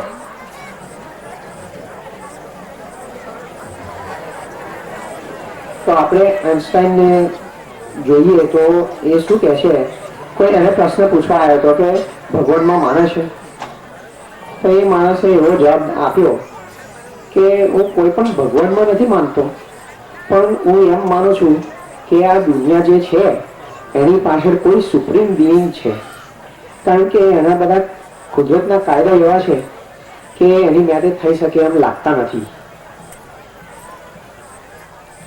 એને પણ બીજી જે થિયરી બહાર પાડેલી છે જે સમયના હિસાબે એને બધું, તો આપણે બ્રહ્માંડને એવું લાગે એવું છે કે આપણે વેદોમાં કહેવાય છે કે બ્રહ્માંડ છે તે એક પલમાં હજારો વર્ષ વીતી જાય છે. આંખ બંધ કરે છે અને આંખ ખોલે છે તેમાં હજારો વર્ષ વીતી જાય છે. એ પણ આઇન્સ્ટાઈનની થિયરી જુઓ તો એની સાથે મળતી આવે છે, થિયરી ઓફ રિલેટિવિટી.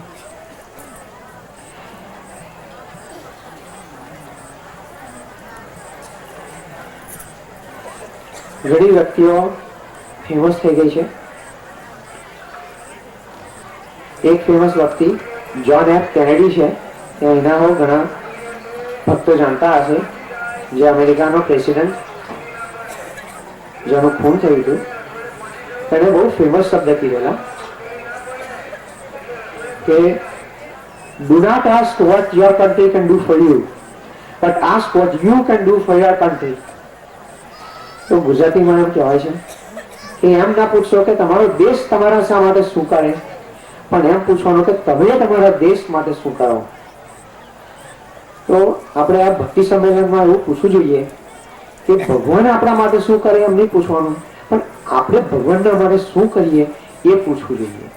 એનું કારણ શું છે કે આપણને ઘણી વાર અહમતા થતી હશે કે ના મેં આટલા પૈસા બનાવ્યા, કે મેં આ વસ્તુ કરી. નાનું છોકરું હશે, બાળક હશે, તેને એમ થતું હશે કે પહેલું ડબલું ભર્યું તો એને કે મેં પહેલું ડબલું ભર્યું. એ કુદરતની વસ્તુ છે, પણ આપણે એવું થાય તે વખતે યાદ રાખવું જોઈએ કે જે કંઈ આપણે કરીએ છીએ તે ભગવાનના હિસાબે જ થાય છે,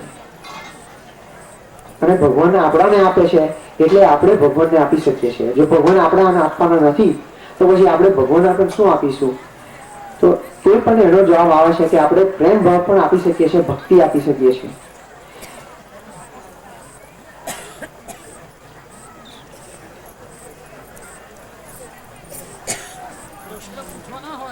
પ્રશ્નોત્તરી ઊભી કરે તે વખતે બધા પ્રશ્નો પૂછે, તેમાં જવાબો પાડે. પ્રશ્નોત્તરી ઊભી કરે એટલે જેને પૂછવું હોય તેને પૂછે. બરાબર? ઓકે. તો એટલું જ કહેવાનું કે 30 વર્ષથી અમેરિકા રહ્યો છું, તો અહીં વારંવાર ઇન્ડિયા આવીને મેં જે જોયું છે, જે ભક્તિ જોઈ છે, તે બદલ ખુદ આનંદ આવે છે. એનો દાખલો એક આપો તો વારંવાર પાછો જે થતા જોયા છે તે એટલા સુંદર થાય છે કે આપણું મન તલ્લીન થઈ જાય છે કે જે કંઈ આપણે બીજા વિચારો હોય, જે કંઈ અહંકાર હોય, જે કંઈ બીજા ભેદભાવ હોય તે ભૂલી જવાય એટલું સરસ ભજન થતું હોય. તો મારી એટલી વિનંતી કે આ પાછો ભજન કીર્તન અહીંયા આગળ ચાલુ છે. તો મારી ઇમ્પ્રેશન શું છે પાછોની, કે પાછો થવાના છે એ અનાઉન્સમેન્ટ થાય છે. ભક્તો તૈયારી કરે છે ભજનમાં જવા માટે. ભજનમાં આવીને છે તે આરતી કરે છે, ભગવાનને નમસ્કાર કરે છે, આવીને બેસે છે, ગાવાની શરૂઆત કરે છે, કાંસી વાગે છે, મર્દન શરૂ થાય છે. તમે આંખો મીચીને જોશો તો બહુ સુંદર રીતે દેખાશે કે જેમ મર્દન ચાલે છે એમ વધારે કાંસી ચાલે છે, જેમ કાંસી વધારે ચાલે છે એમ વધારે મર્દન ચાલે છે, એમ વધારે જોરથી ગવાય છે. અને એટલું જોરથી ગવાતું નથી પણ હૃદયની ભાવનાથી ગવાય છે, પ્રેમ ભાવથી એટલું સરસ ગવાય છે કે જે ભાવના હોય ને એ ભાવના ના હોય તો એટલો સરસ રાગ નીકળે પણ નહીં. એટલી સરસ મર્દન વાગે કે જાણે કે આકાશ ગાજતું હોય એવું લાગે છે, કે આકાશ ગાજીને ભગવાન દોડતા આવતા હોય એવું લાગે છે. પછી કોઈ એમ કહે કે મને ભગવાન દેખાતા નથી, પણ એ પ્રશ્ન સમજવાનો છે કે ભગવાન કેમ નથી દેખાતા. આપણે જોઈએ તો દરેકની અંદર ભગવાન દેખાશે. આપણે ભજન કીર્તન કરીએ તો એ અવાજની અંદર ભગવાન છે અને એ વાતાવરણની અંદર ભગવાન આવે જ છે. તમે આવકાર આપો છો, ભગવાનને ખેંચી લાવો છો એટલે એમને છૂટકો જ નથી આવવાનો સિવાય. એ કારણે જ્યાં જ્યાં ભક્તો જાય છે ત્યાં ત્યાં ભગવાન આવે છે અને તે ભૂમિ પવિત્ર થાય છે. તમે જે ટાઈમ આપ્યો છે એનો ધન્યવાદ. અને મારી એ ઈચ્છા કે આ જે ભજન કીર્તન થાય છે, જે ઓછો થાય છે, જે આપણું ચાલી રહ્યું છે તે ચાલુ રાખશો અને આવતી પેઢીને પણ શીખવાડશો જેમ શીખવાડી રહ્યા છો. તો આ ભૂલી ના જવાય. ધન્યવાદ. કામ કરીએ.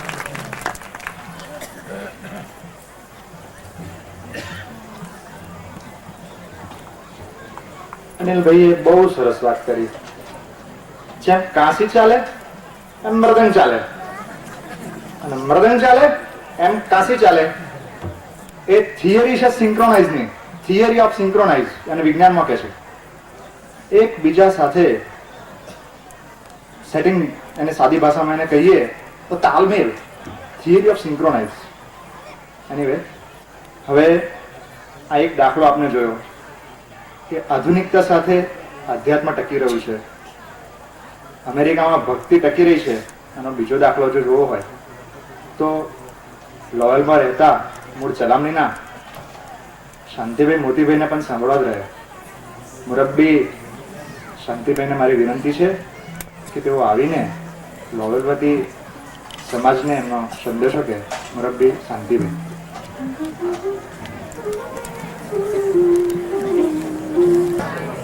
આજે અમેરિકાથી ફેક્સ આવ્યો છે ત્યાં ક્યાં ભાઈ પહોંચી સંભળાવે છે.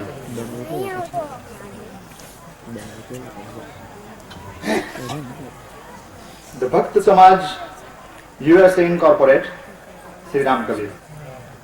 શુભેચ્છા સંદેશ. શ્રી જીવનજી મહારાજની અસીમ કૃપાથી જીવનવાડી પુણ્યાધામે ડિસેમ્બર 11 અને 12, 1996 આયોજિત થનાર ઉદા ભક્ત પરિવાર ભક્તિ સંમેલનના આમંત્રણનો ભક્ત સમાજ USA ખૂબ ઉત્સાહથી અને હર્ષથી સ્વીકાર કરે છે અને શુભેચ્છા સંદેશ પાઠવતા ખૂબ જ આનંદની લાગણી અનુભવે છે. ઉદા ભક્ત સમાજના ઉદયપંથે 300 વર્ષ વીત્યા બાદ વડોદરા, કાંઠા અને સુરત જિલ્લાના ભક્ત સમાજને એકત્ર કરવાનો આ એક મોઘેરો અવસર હોય.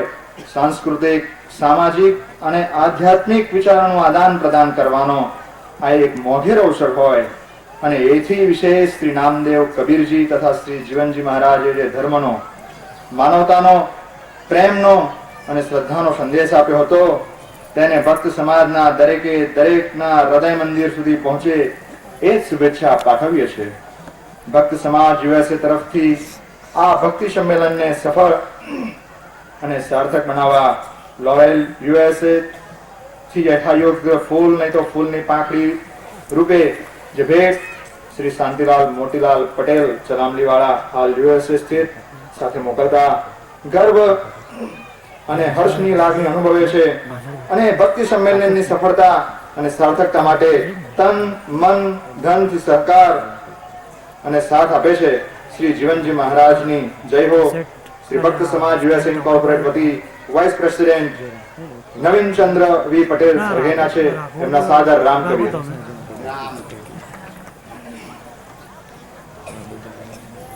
ના અમારા કેસેટ અમારે હવે પણ તમને એ કેસેટ લઈ લો કઈ આ સંમેલન થયું છે ના એની ઉપલબ્ધિ શું હોય અને ઉપલબ્ધિ કેવી રીતે લેવાની હા એનો આછો ચિતાર પણ અમને આપીએ. ખૂબ જ સક્રિય રહેલા મુરબ્બી દીપકભાઈને મારો આગ્રહ છે કે તેઓ આવીને એમના વિચારો રજૂ કરે. મુરબ્બી દીપકભાઈ.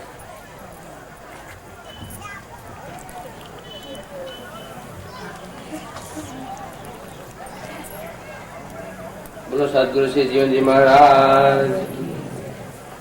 બધા ભક્ત પરિવાર ભક્તિ સંમેલન ધામ પુણ્યા જીવનવાળી સંમેલન 2 દિવસના આપના ગુરુ અને અધ્યક્ષ સ્વામી શ્રી જગદીશચંદ્ર મહારાજ તથા પ્રેમજીવન મહારાજ, પૂજ્ય શ્રી બિહારી કાકા તથા રણછોડ કાકા, સર્વ ત્રણેય જિલ્લાના ભક્તજનો, ભાઈઓ બહેનો મારા હાર્દિક રામ કરું છું. આ સંમેલન ત્રણેય જિલ્લાનું મળી રહ્યું છે આજે. પહેલા ક્યારેય તે વિચાર આવ્યો નથી. છેલ્લા 2-3 મહિનાથી વિચારેલા સંમેલન 3 જિલ્લાનું મળી રહ્યું છે એ જોઈ અને આજે સૌ ભેગા થયા છે. અને સાથે સાથે જે કંઈ આયોજન અમારાથી જેટલું થયું એ રીતે કર્યું અને સંખ્યા જોઈને સર્વ લાભ લીધો એમાં મારું મન બહુ ગદગદિત થાય છે. બહુ આનંદની લાગણી છે કે ભાઈ ફૂલની પાંખડી રીતે અમે જે સેવકોએ કામ કર્યું છે અને દરેક જણે સહકાર આપ્યો છે. પુણ્યાક ગામના ભક્તજનો, પુણ્યાક ગામના સરપંચ, પુણ્યાકના પટેલ સમાજ, આયોજકોએ જે કંઈ આયોજન કર્યું છે એમાં કંઈક ક્ષતિ રહી ગઈ હોય તે બદલ હું દિલગીર વ્યક્ત કરું છું. હવે આ સંમેલનના હેતુ અંદર સંમેલન તો આપણે ભરી રહ્યા છે પણ કંઈક સંમેલન દ્વારા લઈને નીકળીએ એવું વિચારીએ. ખાલી સંમેલન ભરીને છૂટા પડવું. સંમેલન તો કાલે આવતીકાલે 12 તારીખે સાંજે સંમેલન પૂરું થશે, બધા ઘરે જતા રહીશું. પણ સંમેલનનો હેતુમાં જળવી રહે અને આ પ્રવૃત્તિ કંઈક આગળ ને આગળ વધારો વિકાસ થતો રહે એ અંગે એક જીવનવાણીનું આયોજન આપણે કરી રહ્યા છીએ. જે ત્રિમાસિક આપણે બહાર પાડીએ જેથી ધાર્મિક, સામાજિક છે, આયુર્વેદિક છે, શૈક્ષણિક બાબતના છે, એ બધા લેખો એની અંદર જીવનવાણીની અંદર આપણે બહાર પાડવાથી બધા સમાજમાં ઘેર બેઠા પેપર ન્યૂઝ માધ્યમથી આપણે જેમ જાણી શકીએ છીએ એમ આપણા ધર્મ વિશે, આપણા સમાજ વિશે આપણે જાણી શકીએ. શરૂઆત આપણે ત્રિમાસિકથી કરીએ અને એ રીતે શરૂઆત આપણે કરીએ છીએ. જેનું લવાજમ રૂપે વાર્ષિક દાન પેટે 25 રૂપિયા લેવાનું એવું નક્કી કર્યું છે.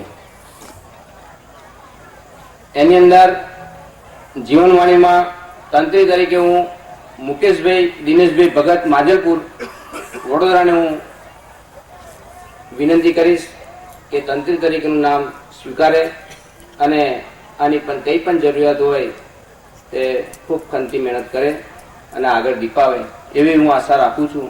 એ દીપાવશે. પણ સાથે સાથે તંત્ર એકલાથી કામ નથી ચાલતું.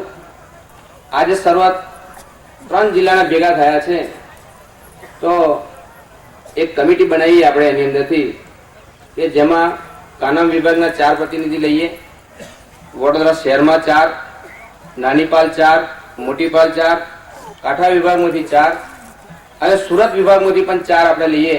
એમ 24 જણની કુલ કમિટી બનાવીએ. તે દરેક ઝોનલ વાઇઝ નક્કી કરીને આપણને આપે ભાઈ આ વિભાગની અંદર અમારા આ 4 નામ છે, એ રીતે આપણે ભેગા થઈ અને સૌ કમિટી મેમ્બર આપણે જીવનવાણીનું આયોજન આપણે કરીએ સુંદર સરળ રીતે. એ અંગે નામ ઝોનલ વાઇઝ નક્કી કરી બુનિયાદ મુકામે નામ મોકલવા અને એની આવતીકાલથી પ્રવૃત્તિ ચાલુ થાય એટલા માટે એક મીટિંગ પણ એની રાખી લઈએ આપણે. પોસ્ટ સુદ 4 ને રવિવાર તારીખ 12/1/97 12 જાન્યુઆરી ના રોજ સવારમાં 10 વાગે પુણ્યાદ મુકામે મીટિંગ રાખીએ, જેથી કરીને 1 મહિના પછી મીટિંગ આપણે રાખીએ તો ત્રિમાસિક અંક આપણે જ્યારે બહાર પાડવાનો છે તો 3 મહિના પછી આપણે માર્ચ મહિનાની અંદર ત્રિમાસિક અંક પણ બહાર પાડી શકીએ. એટલે આ રીતનું આયોજન કરેલ છે. એ લવાજમ જીવનવાણીનું લવાજમ પેટે બુક સ્ટોલની બાજુમાં આપણે એની રસીદ સરનામા હંગાતે આપણે લઈએ એ સરનામા પર આપણે પહોંચાડી શકાય. બીજું છે, સમાજમાં અત્યાર સુધી સાહિત્યનો અભાવ હતો. હવે આજે સાહિત્ય છે, કેસેટ છે, નાની બુકલેટ છે, એ રીતે આપણે બહાર પાડી રહ્યા છે. 15-20 વર્ષથી આપણે કંઈક બાકી રહ્યા કરતું હતું, એમાં આ વખતે કંઈક સરળતા વધારે આવી. સાહિત્યની અંદર 50% કામ પૂરું થયું એવું આજે હું માનું છું કે સાહિત્ય આપવાથી કંઈક સમાજનું કંઈક અંદર પૂરું થતું એવું લાગતું નથી મને. પણ સાહિત્યની અંદર શું છે, સાહિત્યની સાખીનો સારાંશ શું, એ આપણા પુણ્યાત ગાદીના સ્વામી શ્રી જગદીશચંદ્ર મહારાજ અને પ્રેમજીવન મહારાજ આપી શકે આપણને વાણીના રૂપમાં. તો મારી એક વિનંતી પણ એ સાથે સાથે કરું છું, સંમતિ તો લીધી છે, પણ પ્રેમજીવન મહારાજ દરેક જોર્નલની અંદર દર માસના પહેલા રવિવારે બપોરે 12 થી 4 નો પ્રોગ્રામ રાખે. જે ભાતુ કથા કો, સાહિત્ય કો, વાણી કો, જે કંઈ એમને જે આપવું હોય તે રીતે આપે. આપણને પણ જે જોઈએ તો આપણે માગીએ અને એ આપે. એની અંદર ફક્ત મહારાજશ્રીનો વાણીનો જ લાભ લેવાની આપણે તૈયારી રાખીએ. અન્ય ખર્ચ વિભાગ ખર્ચનો જોર્નલ વાઇઝ આપણે જે કંઈ વિચાર કરવો તો કરવાનો. પણ હું એવું માનું કે ભાઈ મહારાજ પણ ખર્ચ વગર આવે, જે તે જગ્યાએ જાય 12 થી 4, ધારો કે કોનમ હોય, નાની પાલ, મોટી પાલની અંદર આવે તો બપોરે 12 થી 4 એક સ્થળ એવું નક્કી કરીએ કે એ વિભાગની અંદર ખબર આપે છે કે ભાઈ 12 થી 4 ની અંદર આ પ્રોગ્રામ છે, તો બધા જમીન ત્યાં આવે અને 12 થી 4 નો લાભ લઈને સાંજે 4 વાગે છૂટા પડી જાય. એટલે વાણીનો સાહિત્યના રૂપની અંદર જે અંદર ભંડાર છે એ વાણીના રૂપની અંદરથી આપણે લઈ શકાય. એમાં 5 જાન્યુઆરી મોટી પાલની અંદર છે, 2 ફેબ્રુઆરી નાની પાલ છે, 2 માર્ચ વડોદરા શહેર, 6 એપ્રિલ કાનમ, 4 મે કાંઠા વિભાગ અને 1 જો સુરત. આ યાદી બુનિયાદ મંદિરની અંદર મૂકવામાં આવશે. જોર્નલ વાઇઝ જોઈ લે. જોર્નલ વાઇઝના ભગત સમાજ આનું થોડું ઘણું આયોજન કરે, બીજું કંઈક કરવાનું આયોજન નથી, ખાલી જોર્નલ વાઇઝ ખબર જ આપવાની છે અને એક સ્થળ નક્કી રાખવાનું છે, ત્યાં ભેગા થઈને જીવનવાણીનો લાભ લેવાનો છે, સાહિત્યનો લાભ લેવાનો છે, રામકબીર ધર્મનો. આ એક બીજું આયોજન છે. એક ત્રીજું આયોજન એવું છે, સમાજના યુવા પેઢીને સંગઠન, ઉત્કર્ષ પ્રવૃત્તિ, સાંસ્કૃતિક, ગરબા, રમત ગમત, શૈક્ષણિક, યુવાને લગતી કોઈ પણ પ્રોગ્રામ આપણે કરીએ પણ એનું કંઈક સંગઠન થાય, કંઈક ભેગા થઈએ. આ પ્રસંગ છે તો દરેક જગ્યાએથી ભેગા થઈ શકે એમ છે.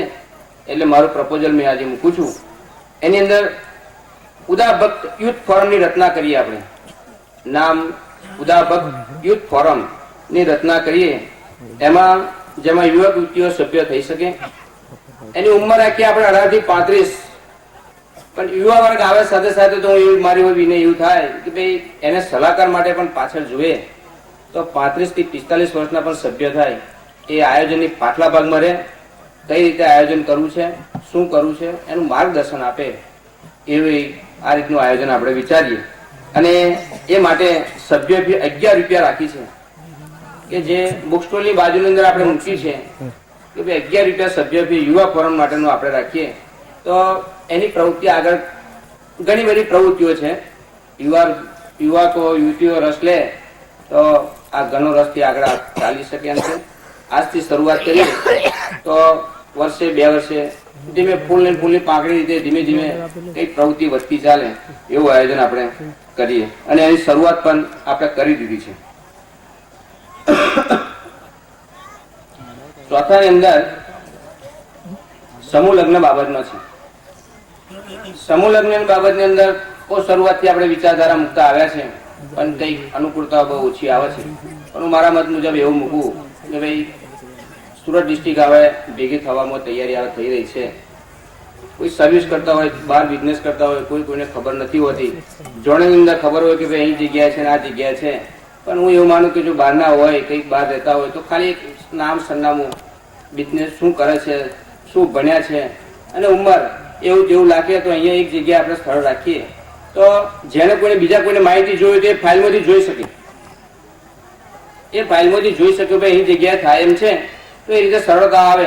આ એક પ્રયત્ન છે. પછી સક્સેસફુલ કેવી રીતે જવાય છે, મારા મત મુજબ ઘણું સારું રહે, સરળતા રહે. 100% ન થાય પણ થોડા બહારના સરળતા વધારે આવે એ રીતે આગળ કંઈ તપાસ થઈ શકે. અને સમૂહ લગ્નનું આયોજન તો આપણે ભેગા થઈને કરવું હોય તે રીતે થઈ શકે. અને બીજો રસ્તો આના ભાઈથી સરનામું અને નામ અને ઉંમરની એ રીતે જોઈએ તો કોઈને પણ બંને પક્ષે સરળતા એવી આવે કે ભાઈ એક જગ્યાએ છે તો જવામાં તરત એક જગ્યાએ તરત સરનામું મળે તો બીજી જગ્યાએ જઈ શકે. એટલે એક સેન્ટર એવું રાખીએ આપણે કે જે એક જ ખાલી કાગળ લખ્યું ભાઈ આ ઉંમર સરનામું આ રીતે છે, જો થઈ ગયું હોય તો અંદર લખી નાખ્યું ભાઈ આ કામ મેરેજ થઈ ગયું છે. આવી એક કંઈક વિચારધારા મારા તરફથી મેં મૂકી છે. તો દરેક ભક્તજનોને હું વિનંતી કરું કે કંઈક થોડું ઘણું જેને જે જરૂરિયાત પ્રમાણે રીતે ઉંમરલાયકની અંદર છોકરા છોકરીઓ થઈ હોય યુવતીઓ, તો આ રીતે આયોજનને આપણે વિચારણા કરી શકીએ છીએ.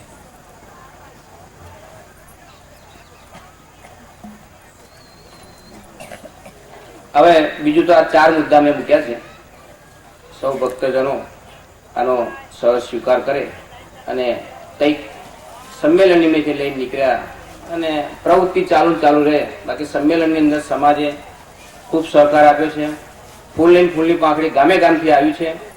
સંમેલન સમાજે ઉજવ્યો છે, સમાજે જ કર્યું છે. તો આ પણ લાભ અંદર ધીમે ધીમે આપણે લેતા ચાલીએ. ફરી સંમેલન હું એવું માનું કે ફરી 2-3 વર્ષે મળે એવું આયોજન જો આજથી વિચારના રાખી મૂકીએ તો આજે કંઈક સત્યો જણાતી હોય તો ફરી કંઈક સુધારા હાથે થઈ શકે.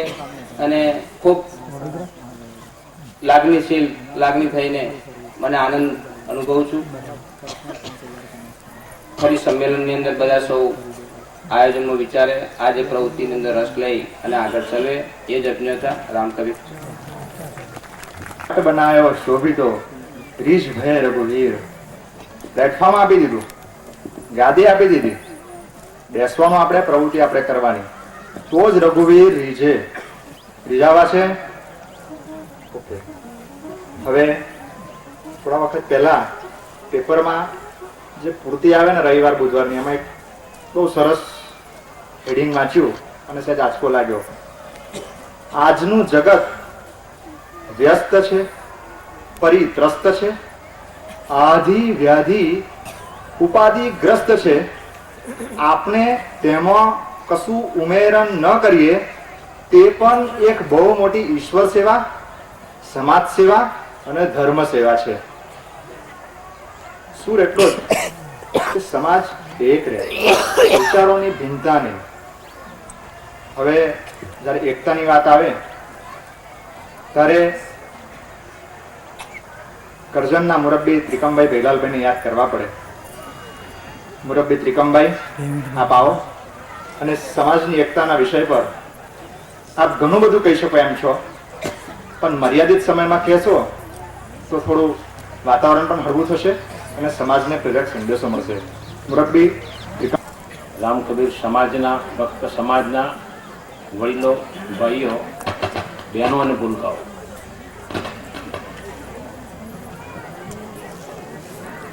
બરોબર આ સંમેલન સમયસર કામ કરતું થયું. બપોરે 2 વાગે જે શરૂઆત આપની હતી શોભાયાત્રાની થઈ,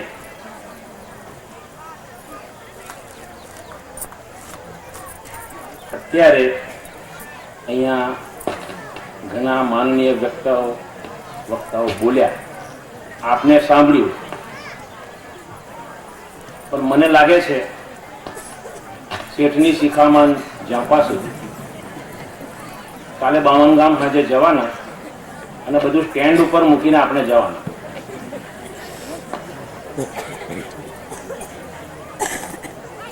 ભક્તિ સંમેલનને સંબંધ છે ત્યાં સુધી અને મને જે યાદ છે ત્યાં સુધી મારી જાણ મુજબ વર્ષો પહેલા જ્યારે આ હાઈવે નહોતો ત્યારે પરમ પૂજ્ય સદગત મહારાજ શ્રી યદુનાથ મહારાજે દળ ફેરવેલું, ગામે ગામ દળ ફેરવેલું અને ભક્તોને બોલાવેલા. ત્યારે મોટો સમૂહ પુણ્યાદમાં ભેગો થયેલો, દળ ફેરવેલું. ત્યાર પછી બીજી વખત આપનો જે 3 જિલ્લાનો સમાજ છે એને એકત્રિત કરવાનું એક પગલું વિચારવામાં આવ્યું કે સુરત જિલ્લો અને કાનમ પાલ, નાની પાલ, મોટી પાલ ભેગી થાય. એ હિસાબે પરસ્પર વિચારોની આપ-લે થાય તે માટે, એકબીજાને બધા મળે તે માટે અહીંયાથી આપણે બધા 3 કે 5 બસો લઈને સુરત જિલ્લામાં શાદલા, કપુરા, વાવ એ બધા ગામોમાં ગયા અને એના પ્રત્યુત્તર રૂપે ત્યાંથી પણ સુરત જિલ્લાનો સમાજ અહીંયા આપના કાનમ પાલ ને નાની પાલ, મોટી પાલમાં આવ્યો. ત્યાર પછી એ બીજો બનાવ હતો. ત્રીજો બનાવ ગઈ સાલ ભક્તવાડી બોરેલીમાં ભક્તિ સંમેલન, ભક્ત સંમેલન યોજાયું 21 જાન્યુઆરીના દિવસે, એને 12 મહિના થયા અને પરમ કૃપાળુ જીવનજી મહારાજની કૃપાથી આજે આપણે સૌ આટલી મોટી સંખ્યામાં અત્રે ઉપસ્થિત છીએ એ જીવનજી મહારાજની કૃપા છે એમ કહીએ તો ચાલે. આપનો ઉદા ભક્ત સમાજ ગુજરાતમાં મોટા ભાગે 3 જિલ્લામાં છે એ આપ સૌને વિદિત છે. ઉત્તરમાં કાંઠા વિસ્તારના ભક્તો કે જેમાં સાદાઈ વધારે છે, ભક્તિનો પ્રભાવ વધારે છે, એમને શ્રદ્ધા વધારે છે. પછી આવ્યું કાનમ, નાની પાલ, મોટી પાલ, એ આપણે વચમાં સેન્ટરમાં આવ્યા, મધ્યમાં આવ્યા. એમાં પણ આપણે જાત જાતના, ભાત ભાતના એન્જિનિયરો, પદવીધારીઓ, ડોક્ટરો, બધા મોટા મોટા ઉદ્યોગપતિઓ વસે છે એવો આ જિલ્લો. અને એનાથી આગળ વધીએ દક્ષિણમાં નદીઓ પાર કરીને અહીંયાથી 150 કિલોમીટર દૂર સુરત જિલ્લો. ત્યાં ભક્ત સમાજ જે છે તે ત્યાં બધા એમની ભાષામાં કહું તો પહેલા બધા બનેલા બાગોળ હતી પણ ઘણા ઉતરી ગયેલા. ત્યાંથી દૂધીબેન આવે, ગુલાબબેન આવે કે મગનભાઈ આવે કે કોઈ બી આવે, કોઈ પણ આવે પણ ત્યાં બધા ઘણો વિચાર કરતા છે, ત્યાં ઉતરી ગયેલા એટલે સુધરી ગયેલા. એ જિલ્લાએ આપના રીત રિવાજોને પચાવેલા છે. રામકબીરનું મહત્વ ત્યાં વધારે છે. ધર્મમાં શ્રદ્ધા મારા અનુભવે છેલ્લા 5 વર્ષના વધારે છે. એ સમાજ સાથે આપણે હળવા મળવાનું અને ભેગા થવાનું કર્યું છે. જ્યાં સુધી મગનભાઈ, ભીખાભાઈ વડીલ છે એ બેઠા છે, એમની ભાષામાં કહું તો ભાઈ તમારા કાનમપાલ ને નાનીપાલની 70 પોરીઓ અમારે ત્યાં સુરત જિલ્લામાં આવેલી આ 5 વર્ષમાં. 17 દીકરીઓ અત્યાર સુધી આપની ત્યાં ગયેલી છે. પણ મેં એમને કહ્યું કે મગનભાઈ એ બધું તમે સાચું કહેતા છે પણ તમારે ત્યાંથી અમારે ત્યાં કેટલી આવેલી? ત્યાંથી પહેલા 2 આવેલી જૂના જમાનામાં, જીથેડીમાં અને ડોક્ટર મણિભાઈ ત્યાં ડભોઈમાં. પછી અત્યારે બહુ નહીં આવેલી. તો મેં કહ્યું એ કામ કરો ને તો સમાજ એકત્રિત થાય, તો સમાજ ભેગો થાય અને તો સમાજ મજબૂત થાય. આપના રામકબીર સમાજમાં પેલા કહેવત હતી, कबीर कहे कमाल को 2 बातें सीख ले, कर साहेब की बंदगी और भूखे क्यों न दे. પણ આપણે એ બધા ધીમે ધીમે કબીર સાહેબની સાખીઓ તો કોણ યાદ કરે? જમાનો ટીવીનો છે. સાંજે ટીવી જોવાનો હોય, એપિસોડ આવતો હોય, ગાયનો આવતા હોય, હરીફાઈ ચાલતી હોય, ક્યાં આપણને આવો ટાઈમ છે? સંધ્યા આરતી કરવાનો તો આપણને ટાઈમ નથી, કારણ કે પેલો એપિસોડ આવતો હોય, એનું બટન રિમોટથી દબાવીએ અને એપિસોડ ચાલુ થાય. સંધ્યા આરતીને કોણ બોલે? આપણે ભૂલતા ચાલ્યા છે. અને એના જ પરિણામે આપનો સમાજ કે આપણે જે વેઠવાનું છે તે આપણે વેઠીએ છીએ.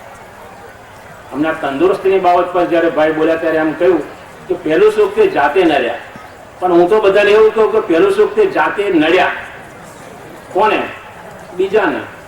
સવારે ઉઠીને એ જ ધંધો કરવો. બાકી આપણા ધર્મમાં છે એ પ્રમાણે હું તો કહું, કબીર કહે ધમાલ કર ઓર દો બાतें सीख ले. कबीर कहे धमाल कर और दो बातें सीख ले. उदार धर्म तेरा है और राम कबीर सीख ले. જો રામ કબીર મંત્રમાં તમને શ્રદ્ધા હોય તો તમારે કશું જોઈતું નથી. બાકી હું માનું છું, કોઈને માટે નથી, હું જાણું છું, રાધા સ્વામી દયાલ કી દયા. રાધા સ્વામી, જૈન સમાજ, માનવ ધર્મ, જય સ્વામિનારાયણ, સહજાનંદ સ્વામી ભગવાન કી જય. ધર્મ બધા જ છે, બધા ધર્મ સારા છે, પણ એમાંથી ચડિયાતું શું છે એ આપણે જાણીએ છીએ, અને છતાંય પાછું આપણું પોતાનું પાણીએ છે. આપણે જે રસ્તે જવું હોય તે રસ્તે જઈએ. બાકી આપણું લક્ષ્ય એક છે. પુણ્યાદ આવવા માટે કોઈ બામણગામથી આવે, કોઈ પોપડિયાથી આવે, કારવનથી આવે, તો કોઈ બે પગદંડા રસ્તે આવે, પણ ધામ તો પુણ્યાદ છે. આપનો સમાજ એવો છે, એનું બંધારણ એવું છે. પેલા બધાને નડતું હતું, ગમતું નહોતું. મારે સ્પષ્ટ જ કહેવા જોઈએ, ચાલુ જમાના પ્રમાણે જે દેખાય એ વસ્તુ આપણે જાણીએ છીએ, છતાંય એ અપનાવતા નથી ને એને છોડીએ છીએ. પેલા બધાને અઘરું લાગતું હતું. હવે પુણ્યાદ આવવાનું તમને શું અઘરું લાગે? કશું નહીં. તોય આપણે પુણ્યાદ આવતા નથી. ફરવા જઈએ, આપણે વીરપુર જઈએ, જલા બાપા ત્યાં છે, જરૂર છે. જલા બાપા તમને બીજું નથી કહેતા, પણ તમને પુણ્યાદ આવવાનું ના નથી કહેતા. પણ આપણે હજુ ટેવાયા નથી. કેમ ભાઈ તમે પુણ્યાદ નથી આવતા? ચોમાહામ તો શું જવાનું, તકલીફ બહુ છે. ત્યાં પાણી આવી જાય, પુલ નથી. તો સમાજ એ પણ કરશે. સમાજ જ્યારે એકત્રિત થશે, એને પોતાને લાગશે, એની આંખો ખુલશે. સમાજને માટે એ અશક્ય નથી. તો ઘણા પાછા યુવા પેઢીના મળે, મહારાજને ખબર નથી તો પુલ બનાવી દે. હા ભાઈ, મહારાજને તમારે ત્યાં આવવા જવાનું પ્રસંગ એટલે બનાવો તો જોઈએ, કેમ નહીં બનાવે? એવું કહેનારા પણ છે. મહારાજે કોઈ પણ સત્કાર્યમાં ક્યારે પણ ના પાડી નથી. આપણને એવું યાદ નથી. અને મને 3 વિશુની ઉપર 2 થયા, 3 વિહુ અને ઉપર 2 થયા, તો આજે યાદ નથી કે મહારાજે કોઈ સત્કાર્યમાં ના પાડી. પણ આપણે સમાજે અપનાવવું જોઈએ. સમાજ આપણો ભેગો થાય એ પ્રમાણે આપણે કરવું જોઈએ. અને એ દિશામાં પગલાં ભરવા માટે સમાજના જે કાર્યકર્તાઓના આગેવાનો જે કહેવાતા હોય એમને આગળ આવવું જોઈએ. એમને સવાલ એવું થાય છે કે આવું કરે કોણ, આવું કહે કોણ? પણ ભાઈ ત્યારે હું ઘણાને કહું કે ભાઈ તમે તો આવે પાકા ગળા, તમારે જ કહેવું જોઈએ કે તમારે કંઈ બહુ જોવાનું નહીં, પણ નવી પેઢીને જોવાનું આવશે. નવી પેઢી એને ભોગવવાની છે. બાકી આપણા વડવાઓ જે હતા તેમને બધા બેઠેલા તમે જાણો છો, જેમના માથે ટોપી છે ને પહેરેલી ધોતી છે, એ બધો સમાજ અને એ બધા વડીલો જાણે છે. એ બતક ખભે લટકાવીને લાકડું હાંકવા જાય, એ દુઃખ કોને માટે છે? એ મા બાપ ને એ વડીલો, એ દુઃખ કોને માટે છે? ત્યારે એ ધર્મને સાચવતા હતા. ત્યારે ધર્મમાં છે કે ધર્મ રક્ષતી રક્ષિત. ધર્મને સાચવો, ધર્મ તમને સાચવો. એ આપણે ભૂલતા ચાલ્યા. આપણને જીવનજી મહારાજે બિરુદ આપ્યું, સારી પદ્ધતિ આપી. ના કોઈ બ્રાહ્મણ જોઈએ, ના કોઈ ક્રિયાકાંડ જોઈએ, ના સ્થાપના કરવાની, ના કોઈ બ્રાહ્મણને બોલાવવાનો. છતાંય આજે આપણે આપણી સગવડ ખાતર સમાજમાં એ બધી સગવડો ભોગવતા થયા છે અને વાંક બીજાનો કરીએ છીએ. આ વસ્તુ બરાબર નથી. આપણી સગવડ ખાતર આપણને જે સગવડ મળે ને આપણે મેળવીએ, છતાંય કોઈ તમને ઓડિટ નહીં કાઢે એનો અર્થ એ નથી કે આ બધું ખોટું છે. રામ કબીર નો ઉદાર ધર્મ ભક્તનો એ ઢાંચો છે કે જેમાં 350 વર્ષથી આપણે એ દીવામાં ઢળેલા છે. આજે પણ એ તમને વાલું લાગે એવું છે. કોઈ ખર્ચ નહીં, 11 રૂપિયામાં લગ્ન થાય. કંડારીમાં એક ભાઈ હતા, લગ્નમાં જમવા ગયા હતા બધા. ત્યાં પૂછ્યું, ભાઈ ચાંદલો કરવાનો છે? તો કે ચાંદલો તો લેતા જ નથી. કેમ? મેં કીધું, નટુભાઈ ચાંદલો કેમ લેતા નથી? એવું ચાલે વ્યવહારમાં? કે ટીકમભાઈ એવું છે ને, આ નિકોરા નક્કી કર્યું. ત્યાં જાડેશ્વર વાળા નિકોરા વાળા 51 તોલા કહેલા અને પેલાએ કહ્યું કે હું 75 આપીશ. ત્યારે મેં કહ્યું, ભાઈ 101 જ આપજે ને, વધારે કંઈ જોઈતું નથી ને 51 જોડ કપડા. હવે ચાંદલો લેવાની જરૂર ખરી? પણ આપણા સમાજમાં એ નથી. તમે પુણ્યાત ગાદીએ આવો, 2 ફુલાર લઈને આવો, ગાદીએ તમે બેસો, પગે લાગો, એનું સ્મરણ કરો અને વરઘોડિયું ત્યાં પગે લાગે, તમારું લગ્ન થઈ ગયું. કયો સમાજ મને એક બતાવો કે જેમાં 11 રૂપિયામાં લગ્ન થતું હોય? બધાને નવાઈ લાગે છે. તંદુરસ્તીની વાત આવે ત્યારે ડૉક્ટર હોય એટલે મદન મોહનભાઈ તો એમના નોલેજ પ્રમાણે જે સારામાં સારું છે એ જ બધું કહે, પણ જીવવાનું તો આપણે છે. અમે બીજા ઘણા સમાજમાં કરીએ ત્યાં બધા કહે કે તમારા ઉદા ભગતો છે એ બધા આટલા બધા જાડા ક્વિન્ટલ કેમ છે? અને હું એમને સ્પષ્ટ કહું છું, એ અમારા ખોરાકનું કારણ છે. રામાયણમાં રામ અને એમના વાલા હનુમાન, આપની ઉદા ભક્તની નાતને હનુમાનજી જોડે સરખાવી છે. ઉદા જાત હનુમાન કી કૂદ કૂદ કે ગાય, ભજન કરે કૂદી કૂદીને, બરાબર કાશી મરદમ ટકમ ટકમ ટકમ વાગે. ઉદા જાત હનુમાન કી कूद कूद के गाय, भक्ति करे और भोजन करे, प्रसाद प्रेमे खाए. આ બધું હું કહું છું, તમે આ કહો છો, પણ તમે નજરે જુઓ છો તો મને એક જરાક એમાં હું ભૂલી ગયો એવું લાગે છે. ઉદા જાત હનુમાન કી કૂદ કૂદ કે ગાય, ભોજન કરે, પછી રાત્રે ભજન કરે અને હરખે ઘેર જાય. અહીંયા ભાઈ મુકેશભાઈએ કહ્યું છતાંય પહેલી વાત પેટની થઈ, પછી શેઠની. થોડું ખાલી થયું, પણ આપણે જાણીએ છીએ કે બધાને દૂર જવાનું હોય. પણ અહીં જે કાંઠાના ભાઈઓ આવ્યા છે, સુરત જિલ્લાના પણ આવ્યા છે, એ સમાજ વિચાર કરે. મારે તમને લાંબુ કહેવાનું નથી, હું કોઈ ફિલોસોફર નથી, ભાગોળ સુધી ભણેલો, જે આવડે તે બોલું. પણ ચાલુ જમાનાની વાત મને નજરે ચડે તે તમને કહેવાનો. સમાજ સુરતનો, બનાસકાંઠાનો મજબૂત સમાજ છે. આપણો કાંઠાવાળો એને હું એવું કહું છું કે મજબૂત સમાજ છે, એને ભૂલવા જેવો નથી. જ્યારે જ્યારે પુણ્યાદ હું જોઉં છું એ સમાજને એની મહેનત આંખે ઉડીને વર્ગે એવી છે. એમાં બે મત નથી. આ એમની પ્રશંસા નથી, હકીકત છે. આ સમાજના આગેવાનો ભેગા થાય, ઉદા ભક્ત સમાજનો જે કંઈ વિકાસ કરવાનો તેની વાતો વિચારે, થોડો સમય કાઢે. કારણ કે ઘણાને સમય નથી હોતો, સમયનો અભાવ હોય છે, એના પણ કારણો હોય છે, એમાં કંઈ પડવું નથી. પણ આ વાત વિચારે, સમાજના આગેવાનો ભેગા થાય, સમાજનો વિકાસ થાય, યુવા પેઢીનો વિકાસ થાય.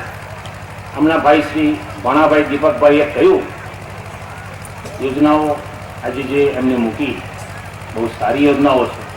સુરત જિલ્લામાં કબીરવાણી નીકળે.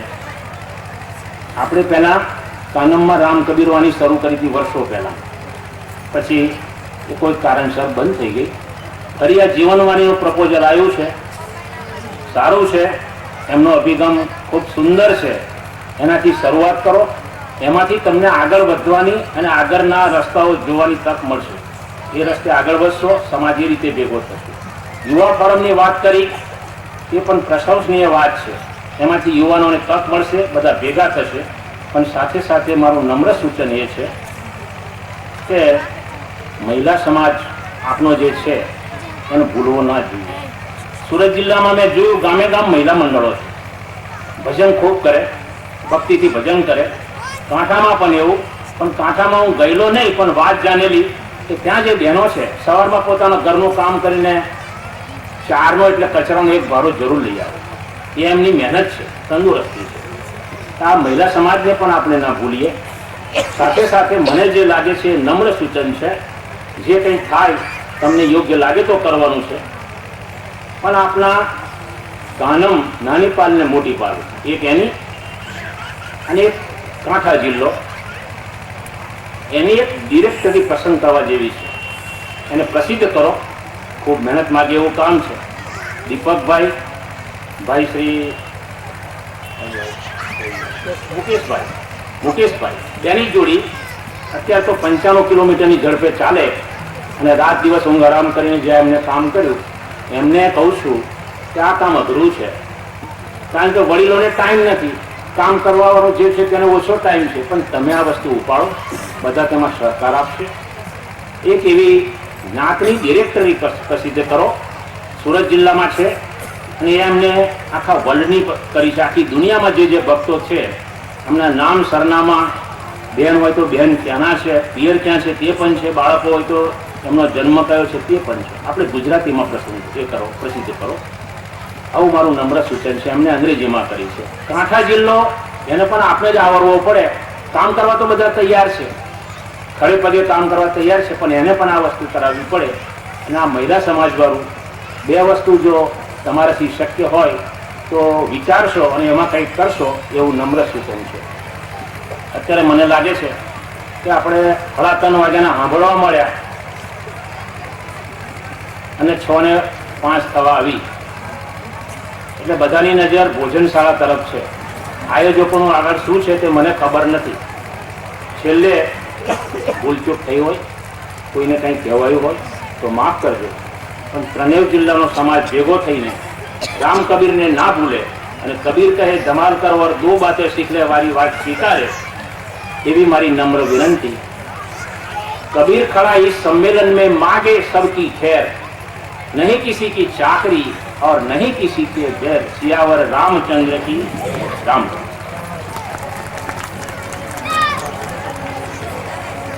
ધન્યવાદ નિગમભાઈ, સુંદર વાતો કરી. 28 પદોના કીર્તનમાંથી એક પંક્તિ તમારા વિવેચન પછી યાદ આવી ગઈ. અખિલ વિશ્વમત એક હોય ધારીએ ગર્વો રાય. આપણે આજે વાતો કરીએ, પણ એનું શું કે 300-400 વર્ષ પહેલા કહેવાઈ ગઈ હોય, ચોક્કસ કઈ તથ્ય છે. ખેર, સમય આગળના વક્તાઓ માટે અનુમતિ નથી આપતો. ભોજનશાળા તરફ ગુરુત્વાકર્ષણ વધી રહ્યું છે. વક્તાઓ બાકી છે, એમનો લાભ આપણે કાલે લઈશું. આજના સંમેલનના પ્રથમ દિવસને અહીંયા આપણે વિરામ આપીએ. ઊભા ના થશો, સંપૂર્ણ ગાવાનું છે, સાંભળવાનું છે, અને એના બાદ આપોઆપ આ પ્રથમ દિવસનું કાર્યક્રમનું સમાપન થશે. તો સંગીતકાર ભક્તો સંપૂર્ણ આવે. અત્યારે આ ભોજન પ્રસાદ લીધા પછી આ જ સભા મંડપની અંદર સંધ્યા આરતી માટે આપણે ભેગા થવાનું છે. નવી કેસેટ પણ બહાર પડી ગઈ છે, એટલે સાંભળવાનો એક લાવો આપણને અચૂક મળશે, એટલે જરૂર ઉપસ્થિત રહે. આપણે આપણી પરંપરા જાળવવાની છે. રાત્રે ઉત્સવ પણ છે જુદા જુદા ભક્ત મંડળના, અને બહેનોના ગરબા તો હોય જ. કાર્યક્રમની વિવિધતા છે, લાભ લેજો. આવો વારો ફરી ફરી નહીં આવે. તો સંગીતકાર ભક્તો આપ સંપૂર્ણ રજૂ કરો.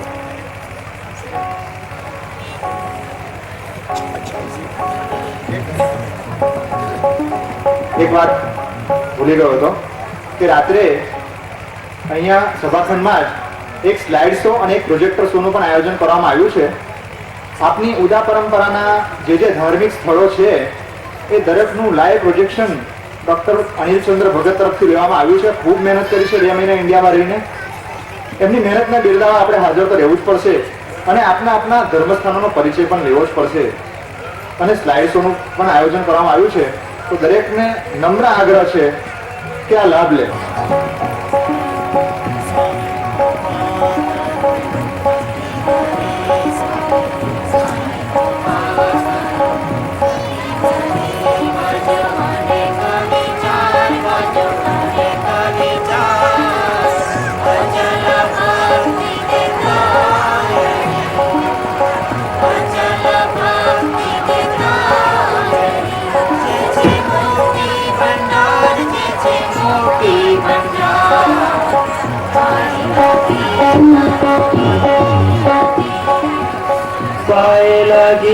કરવી નથી.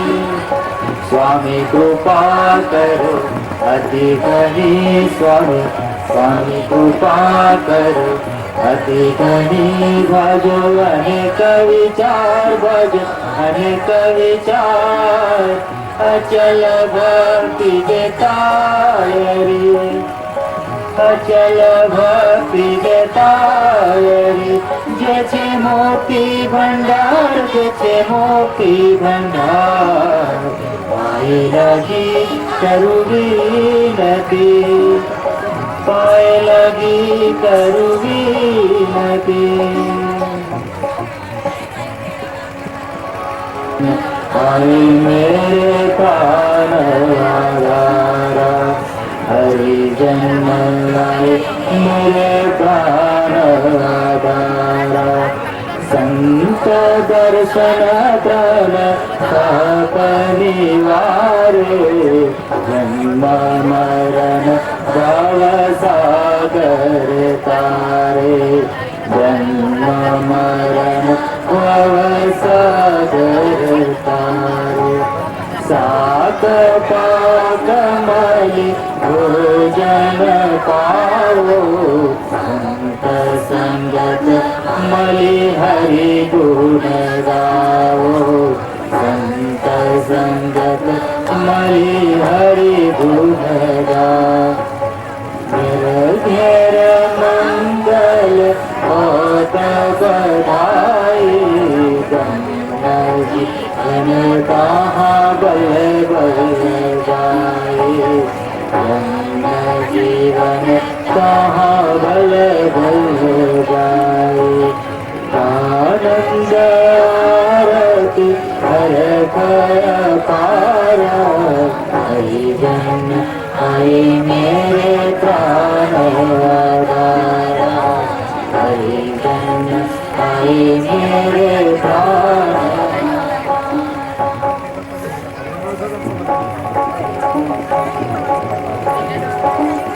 સ્વામી કૃપા કરો અતિ ઘણી, સ્વામી સ્વામી કૃપા કરો અતિ ઘણી.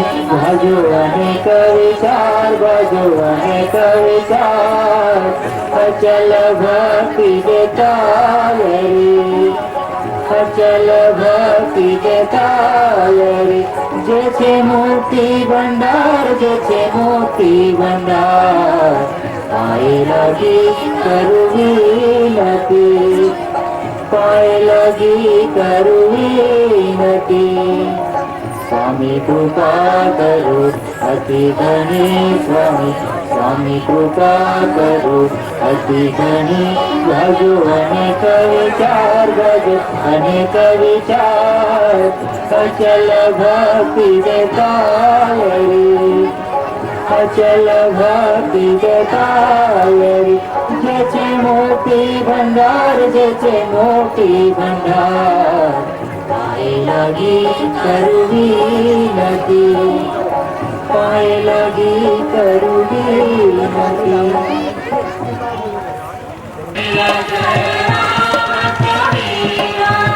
રામ કબીર જય રામ કબીરા, રામ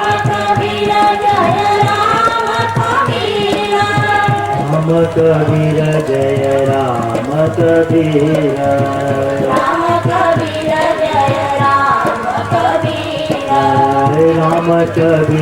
જય રામ ટાઇટલ માટે પેલું એ બનાવ્યું છે. ધ્યાનથી કરીએ. આપણા સંગીતકાર ભક્તોને મારી નમ્ર વિનંતી છે કે તેઓ સંપૂર્ણ ધ્યાન આપે. સંગીતકાર ભક્તો, સ્વામી કૃપા કરો અતિ ઘણી, સ્વામી સ્વામી કૃપા કરો અતિ ઘણી. ભજો અનેક વિચાર, ભજો અનેક વિચાર, અચલ ભક્તિ દેતાયરી, અચલ ભક્તિ દેતાયરી. જે છે મોતી ભંડાર, જે છે મોતી ભંડાર, પાય લગી કરવી નથી, પાય લગી કરવી નથી. આનંદ આરતી હર કર પા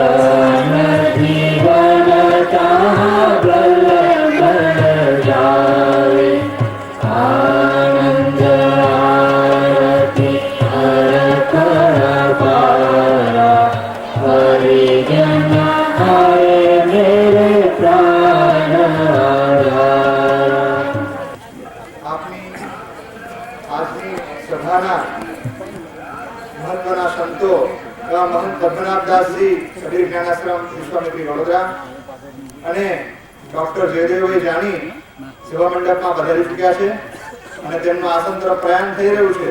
આપણે સૌ એમને તાળીના ગડગડાટથી વધાવી લઈએ.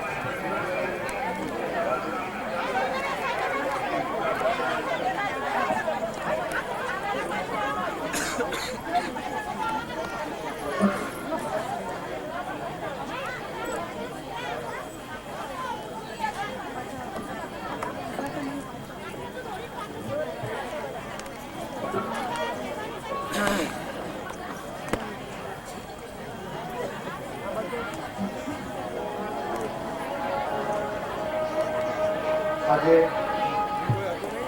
માગશર સુદ બીજ નો અનેરો દિવસ, જેની દિવસોથી પ્રતીક્ષા થતી હતી એવા સંમેલનનો મોટેરો દિવસ આવી ચૂક્યો છે. માગશર સુદ બીજ આપણી રામકવીર પરંપરામાં અને ખાસ કરીને ઉદા પરંપરામાં ખૂબ અનેરો દિવસ છે. સંવત 1716 ની અંદર મંગલેશ્વરની અંદર કેશવદાસ જાડેશ્વરીના ધર્મપત્નીને જે પ્રેત વળગ્યું હતું એમાંથી મુક્તિ અપાવી હતી. એ શુભ દિવસ આજનો હતો અને પ્રેત બીજું કોઈ નહીં પણ દ્વાપર યુગમાં શ્રી કૃષ્ણ ભગવાનના શ્રાપથી સ્થાપિત થયેલ ભોજા ગુજર હતા. તો એ ભોજા ગુજરનો ઉદ્ધાર માગશર સુદ બીજ વિક્રમ સંવત 1716 ના દિવસે થયો હતો.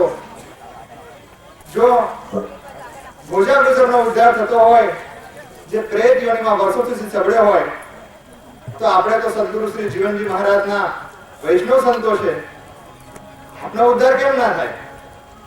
આજના મંગલ દિવસે આપણે સૌએ પ્રતિજ્ઞા કરવાની છે કે ગુરુના શબ્દ વચન લઈને આપને પણ આપણો ઉદ્ધાર કરવાનો છે.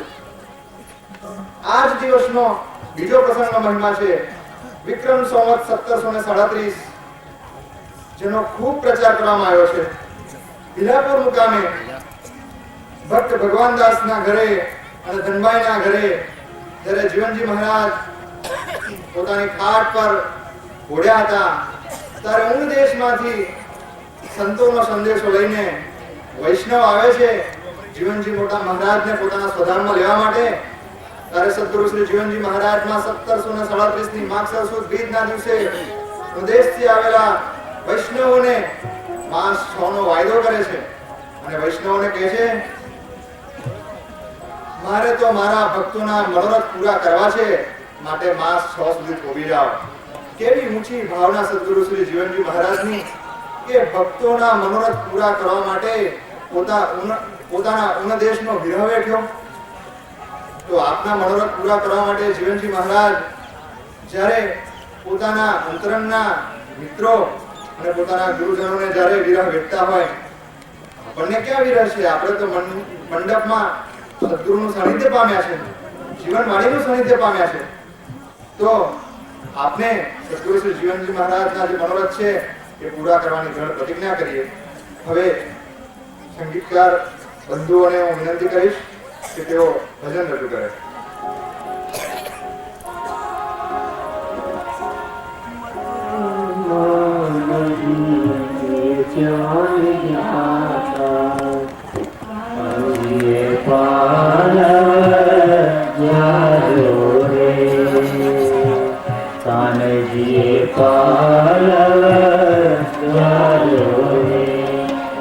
મામા કરતા ખાલી ગણ દેજો, મામા કરતા ખાલી ગણ દેજો, ચુંબન રે ચુંબન વાલી દેજો રે, મથુરામાં મની ગજવાને ગાતા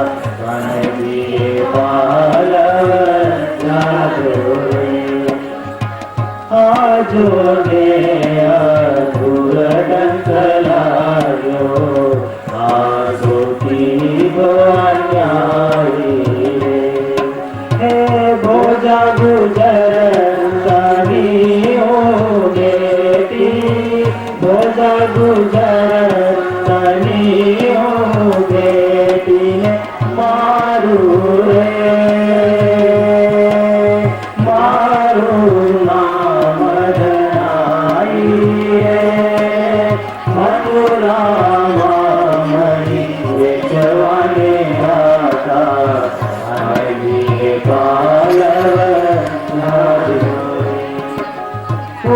ઉઘાડી જાત આવી તમારી, બોલત હરી સાકુરે, બોલત સાકુરે. હે પતિને ગમતા મારણ લાગે, પતિને ગમતા મારણ લાગે,